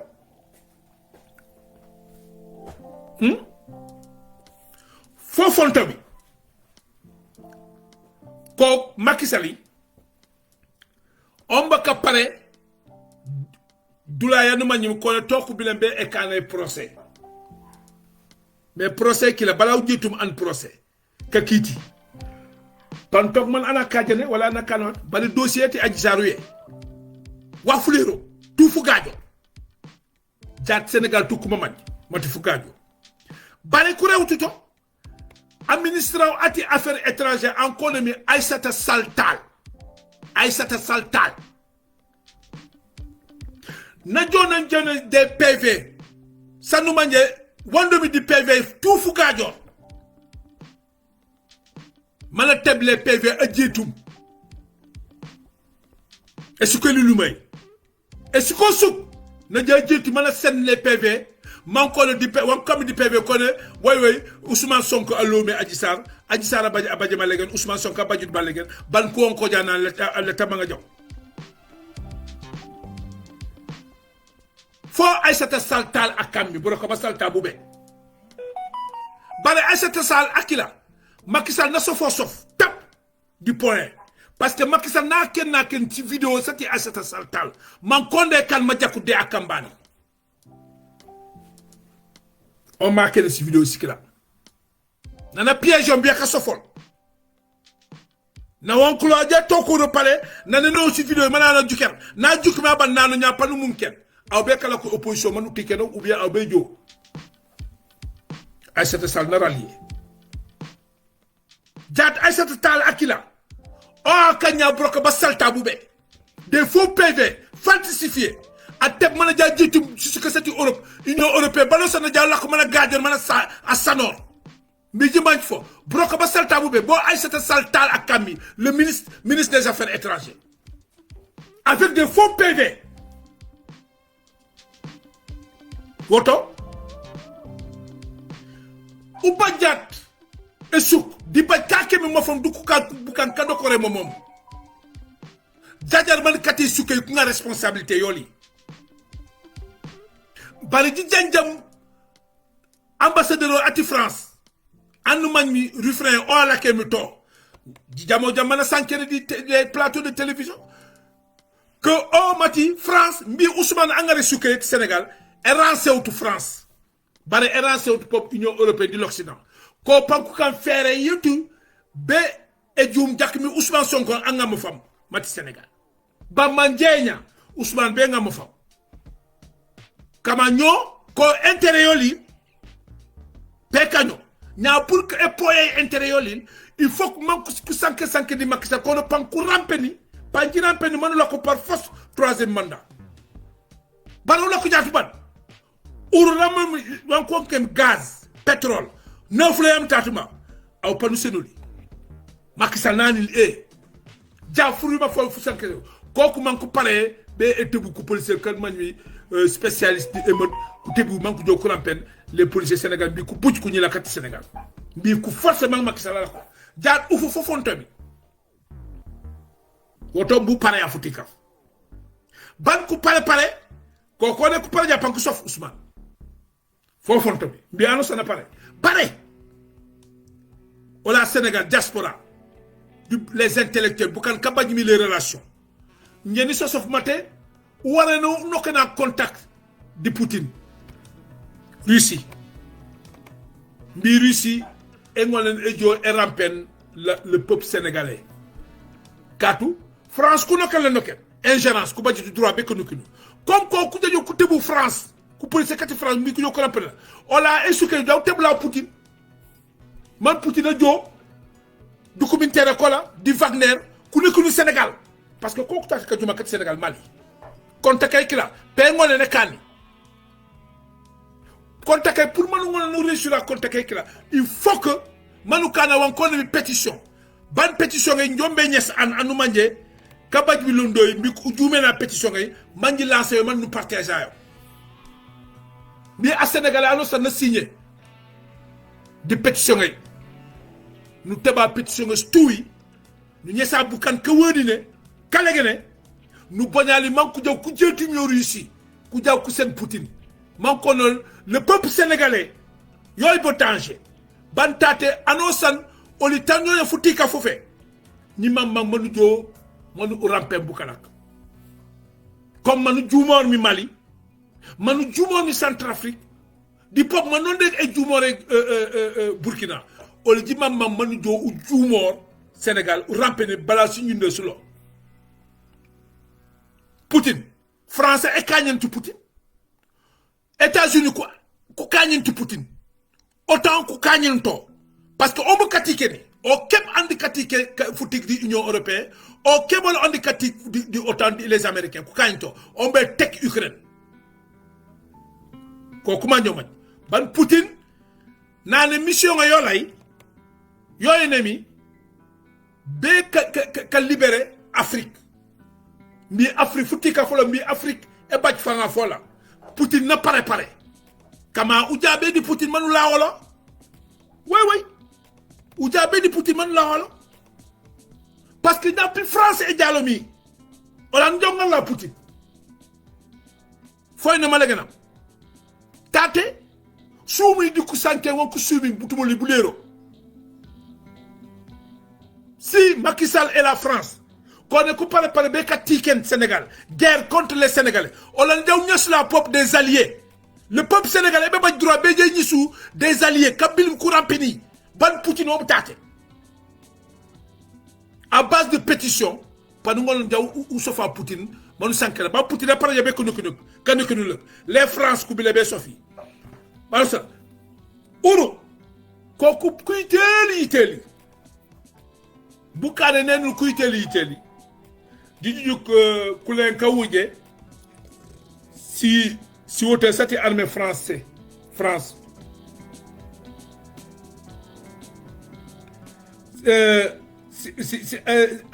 armée français si wote soli sunna kan le naken Sénégal bawale di aéroport porti Sénégal man ku jeti mi be jam ñaajo si wote sikra nan ku fa flay nan bu kala ku jukbi ol di 115 balé Sénégal umamandi ku soferit waf ban uru danger jat ku nga ngu sote solo ku ne kunu sote tout ku joku nen matériel solo ku nga loga ku nen ku ban ñebe tebul ku policier ku mbi ku joku ne kenu tato combiner sote solo su no kala no ken pani yisu sote su be tebul ku policier mo ko ku ne kenu mbi ku joku rampen ku police kati Macky Sall man ku tiken ku citoyen sénégalais parce que ko di xamayoli il faut que man ko ku tiken Sénégal man ko sauf Ousmane parce que ku jëm partout ku bagi nya futika fuki lay urutu wangar lo mu urutu wayna ma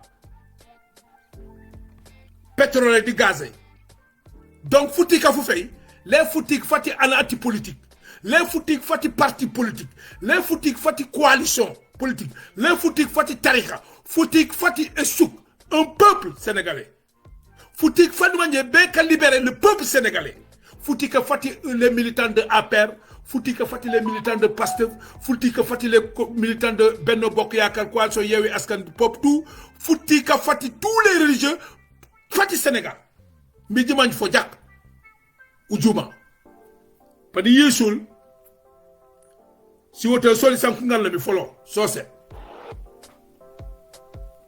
si wote sankungal la mi sose armée française la quoi ñu gëné seen matériel ni port man dama waru quoi man dama yaakaar ne réew mi légui léegi France da koo bëgg a moom wala ñun réew mi ba tey Sénégal la tudd wala gaa tudd France Sénégal parce que lii loo xalaat ci armement rek mu ngi ci convoi. Voilà, si wote sanku ngalla mi sosu.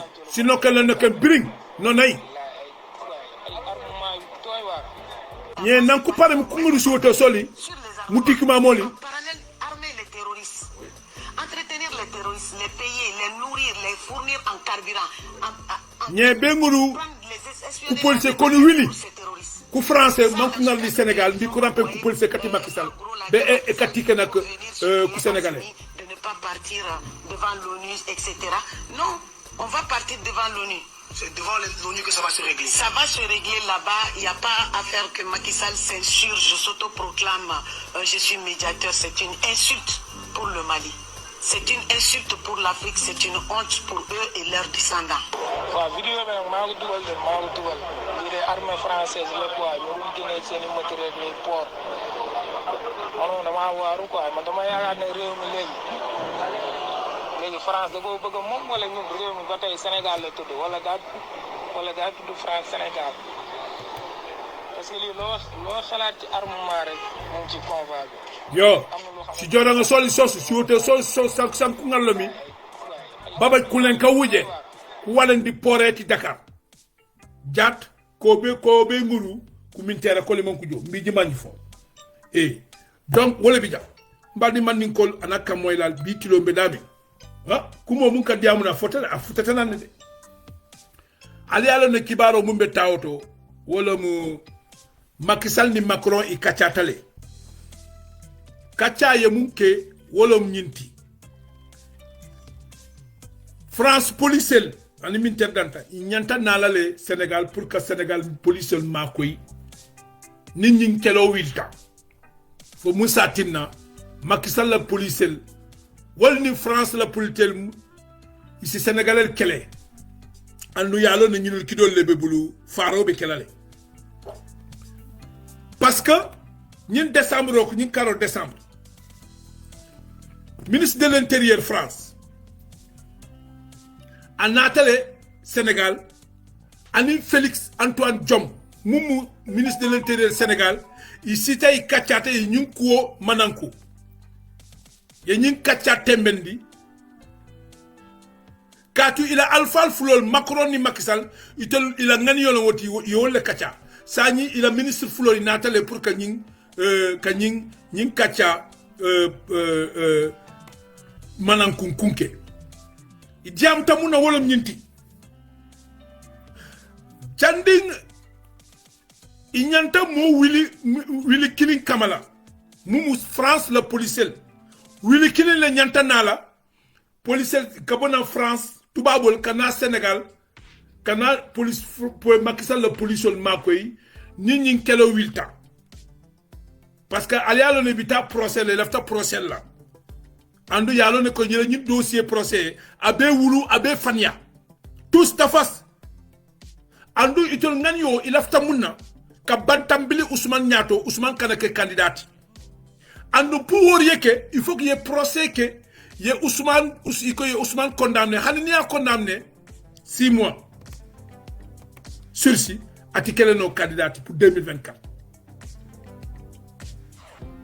Issa Dieko Macky Sall si forcé à être candidat France bek Macky Sénégalais kelele wala tina yenyi police wili killing kamanan ye na nyami ani Sénégal policiel pour Macky Sall makoy nyin kelo kono fo Moussa tina Macky Sall ya la candidat imposé wo ni wala bidje bare mbadi man ni kola naka moylal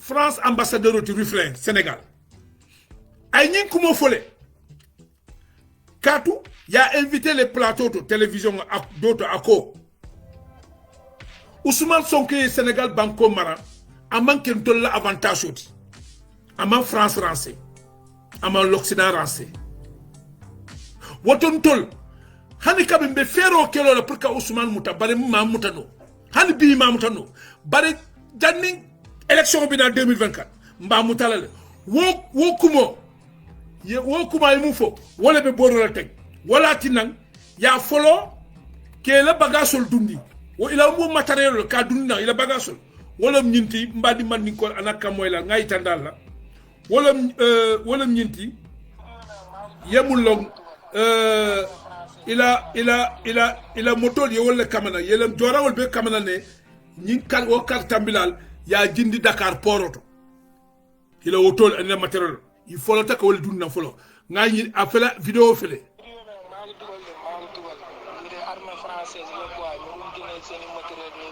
ila motol fele port Dakar poro France da ko bëgg mom wala ñun réew mi ba tay Sénégal la tudd wala ila motol France fele yela jorangol kamana ila wotol anim jorangol be ya jindi poroto ya samba jamñaajo afele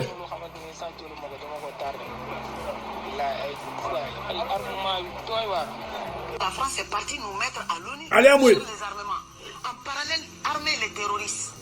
Yamo yemun ke Mali il a fait wala kele Sénégal yemun ke Côte d'Ivoire il a fait wala kele Sénégal En tout, prendre les espionner l'armée malienne pour se ni motol be c'est ça, dans ce cadre ya bon dol bon na Mali le ya kamana ya jindi Sénégal ya samba ya mabo jamñaajo français le ok etc. Non, on va partir devant mbadi man ni ko la kamole asalo mumbe tamo le banko ko ni 2023 banko be fan abi kandila la abi fetenale proclame je suis médiateur, c'est une insulte pour le Mali. C'est une insulte pour l'Afrique, c'est une honte pour eux et leurs descendants.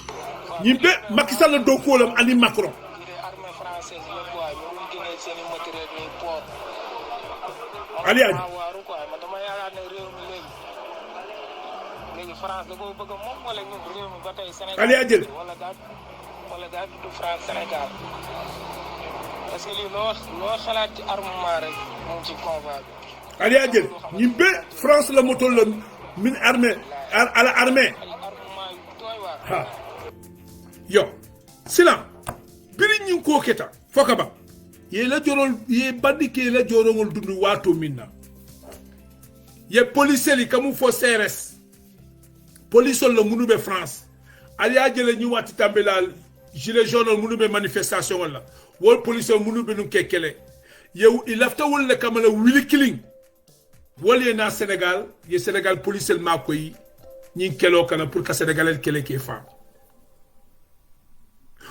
wo polisol ye dantan kamale wol folale nata ibe Sénégal polisol formé wala iko wol ma expérience surtout bala pour ye lañu doku salteringo toñayandi iko Sénégal terrorisme le bidje terrorisme surtout Sénégal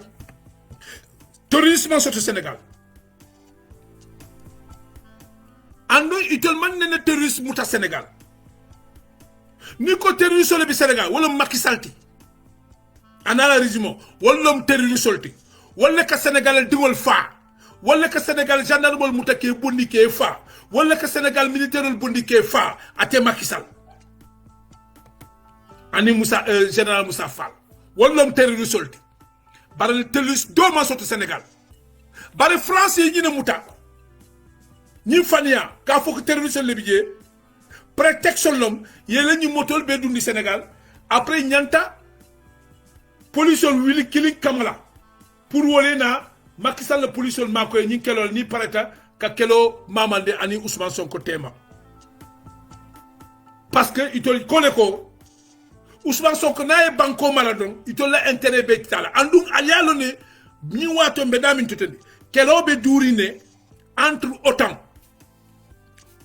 mumu organisation yomula américain on l'a créé par Union européenne baby djélé wala be kelo la ani Poutine parce que Poutine mune ñing kelo kamana itol laftale ka kata Poutine la banko kodo il lafta ka kata ala frontière loto Poutine kaye ko alti kata la jang alors itol dum pour ye kata Russie la inata Ukraine l'état wala ñing kelo sabu Ukraine wala tuna Poutine be Ukraine kelola abe Ukraine tinyala abe Ukraine kol bombardela itol autant il fait le dang ima khani ka Poutine attaqué américain wala munul be ñing kelo koma wol fana ma khani ka Poutine attaqué parce que yalo ne Poutine bi jorangal munul ba bulu xane américain wol fonta ma ima khani ka attaqué bare Poutine fele abe Ukraine ju farala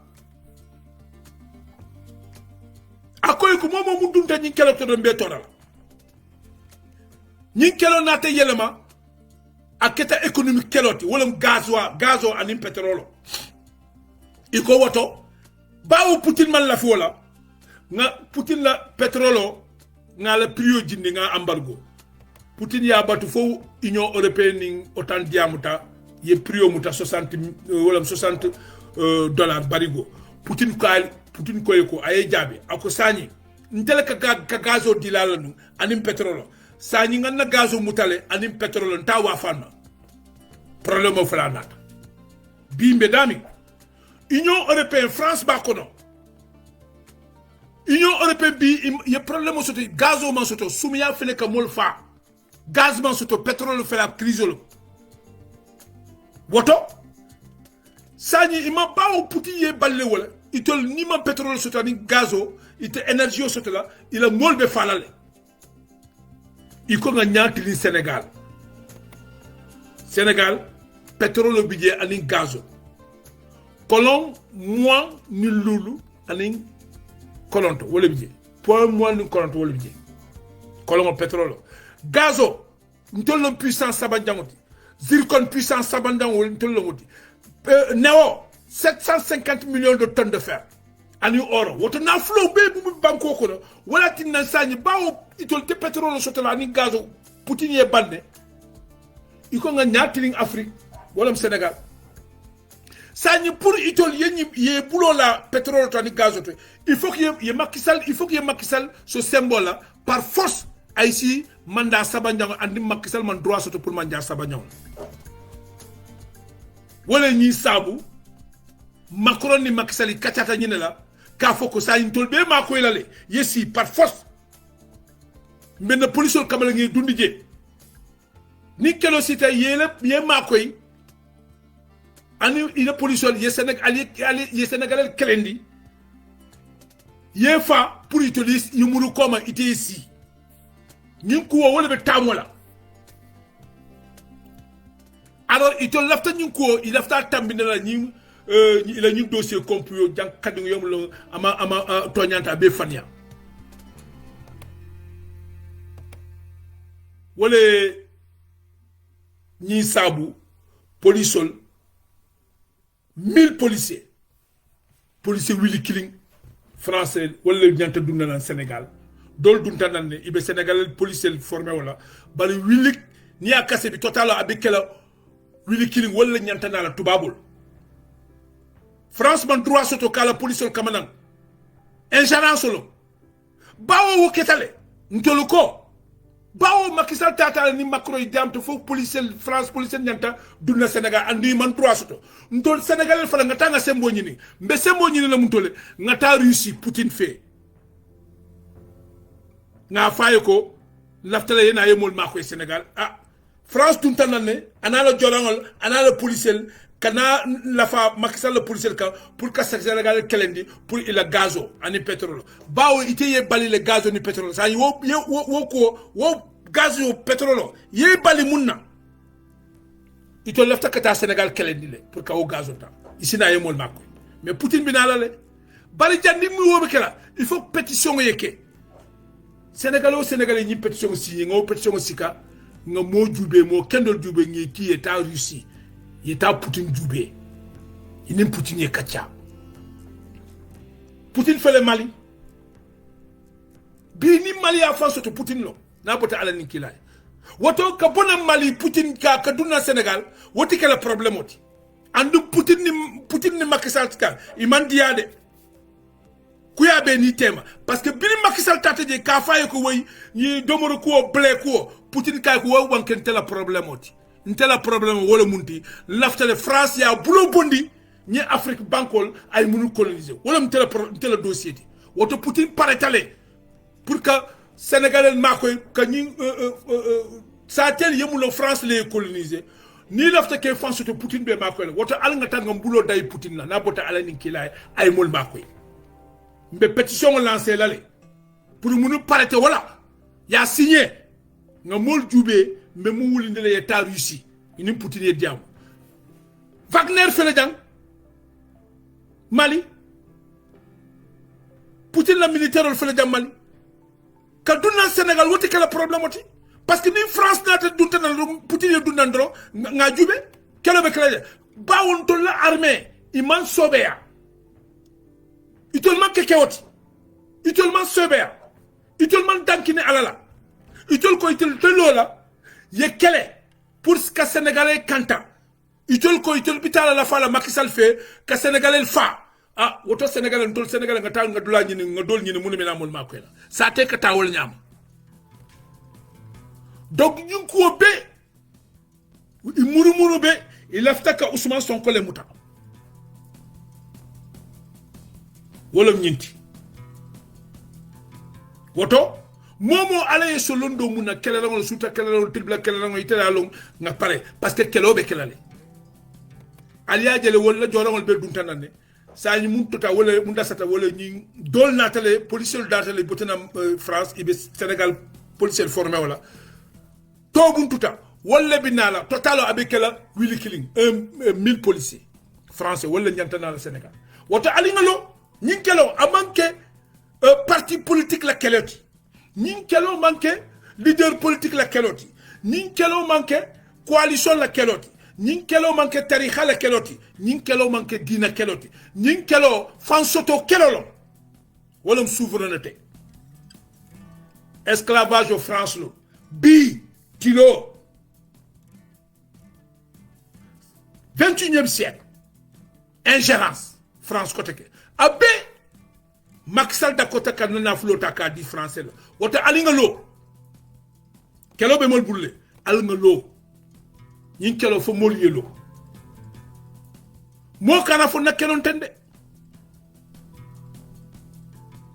mbela kelo lo militant wal APR kolwo parti socialiste kolwo AFP kolwo coalition benn bokk yaakaar ko coalition yeewu askan coalition wàllu société civile tarixal ndol bela kelolom ñinti al salon Sénégal la kelolom parce que ni mol man lo nga kele wallahi tubabol ibinala mol la na fulo be sikala aliya jele oro habitato zircono habitato ya hayna ka gazo habitato ferro habitato Macky Sall man 3 soto pour 3e mandat wala na mol funti tan kal diamundi al ngante city ngana sembo kafu nyonkan ngana londo kafu nyonkan ngalo ngante city nga kele fo ci Sénégal makoy toñalo mamanyo l'hôtel est français le clé Casamance France n'est pas Sénégal colonisé mamanyo l'hôtel résistance est clé Hollandais nata France Hollandais nata Casamance mamanyo l'hôtel est Hollandais clé Anglais nata mamanyo l'hôtel est clé Portugais nata mamanyo l'hôtel est clé votre Casamance n'est pas colonisé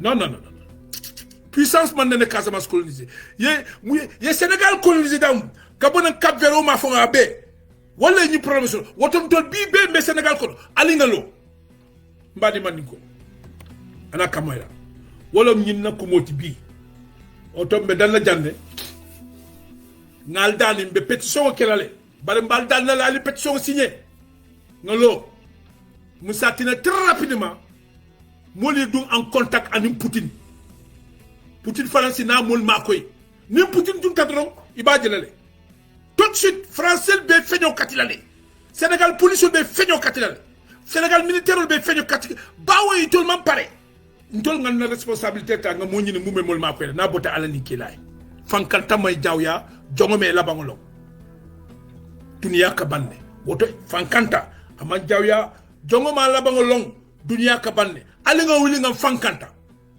surtout diaspora kontakol be munul bulu ali nga wuli ni ma wuli wallahi khadaba digol be falle i parate wala woto be dana janne wuraro nga rendez-vous dialal na chaîne to YouTube Dabakh Malik Patriote TV 19h nga afficher la page Facebook auto nga rendez-vous dialal en direct YouTube auto nga invité ba soto le YouTube auto mbakele en direct alors donc bare ñi kelo me munto ministre des affaires étrangères Aïssata Saltal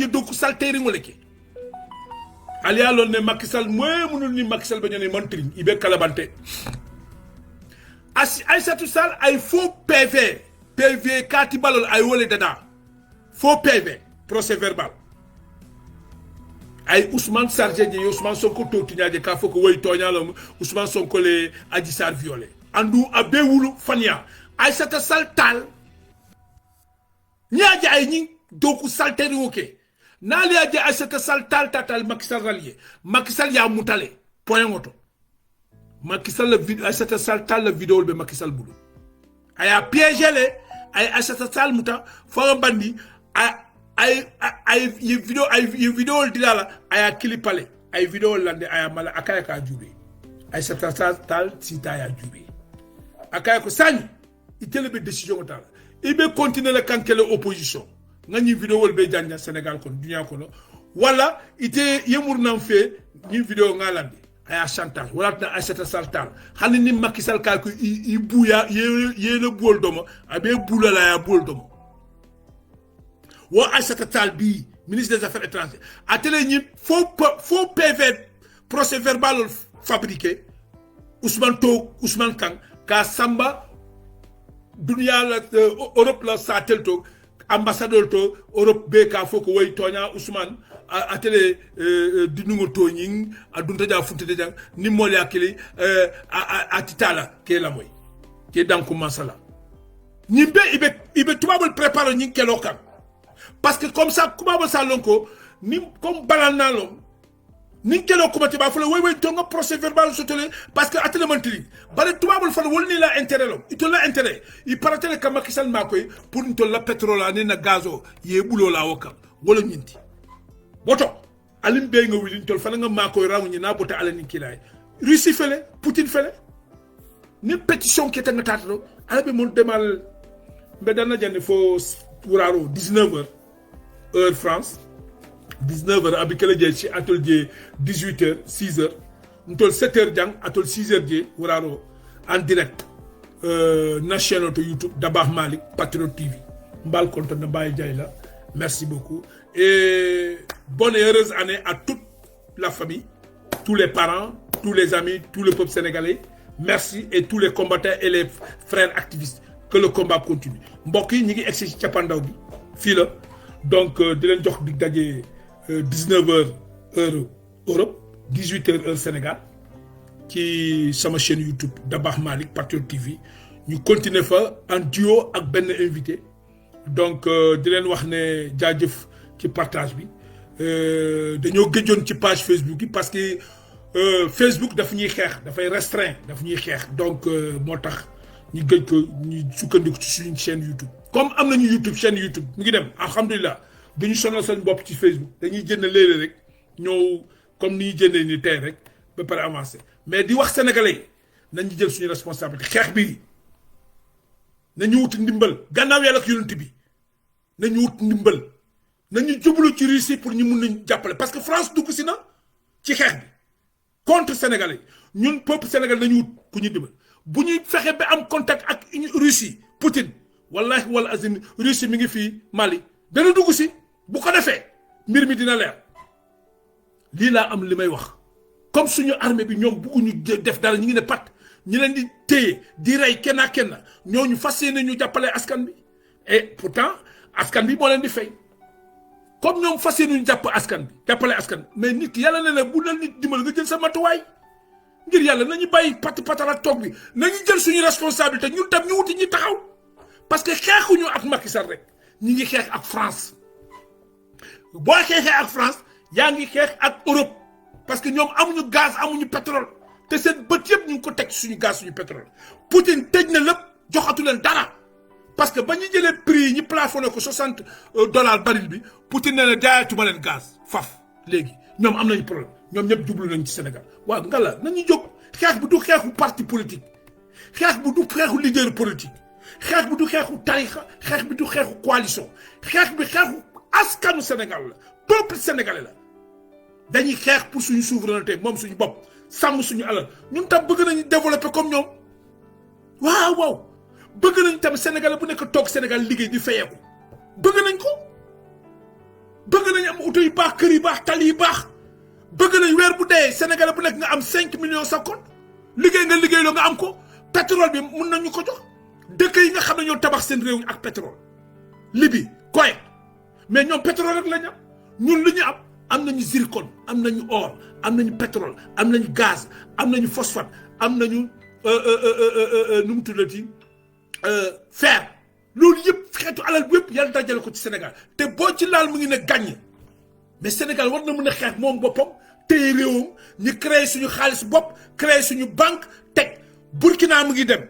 Mali dem na Centrafrique mu ngi dem Rwanda dem na ñun Sénégal ñu ñoo fi nekk rek parce que dañuy taxaw ci ay naafeq ay taxawaay naafeq lañ taxaw seytaane ñu mel ni ñoom Xaadim Samb doomaraam boobu nga xam ne tekkiwul saram ndeyam Xaadim Samb ñoom mbay peex duñu wax dëgg fen sos duul dem nañ ci kër kilifa yi diine yi ñëpp d'accord dañuy duul dañuy kàcc réew mi fii ñun dégluwuñu kilifa diine suñu intérêt la duñu nangu kenn ay imbécile clochard yi mel ni ñoom Xaadim ñoo dañuy jéem a jaxase ak kilifa diine te kilifa diine bu ci jëlu sa responsabilité ñun ñu jël suñu responsabilité parce que nag gàtt sa yan moom leen nit ñi ñun ñëpp ay jaamu yàlla lañu ku fi dee ak sa bàmmeel juróom-ñaar mètre précal ak sa liggéey ngay yóbbu sa biir bàmmeel duñu nangu benn kilifa diine noot ñu teg ñu jaam duñu ko nangu bu leen neexee ngeen wax lu leen neex suñu yoon nekku ci mais duñu nangu nekkuñu jaamu benn kilifa diine te duñ ko musa nekk ngeen xam ko bu baax foofu la ñuy am ak yéen di leen sant di leen gërëm di leen jox rendez-vous ci ngoon chaîne Dabakh Malick Patriot TV jërëjëf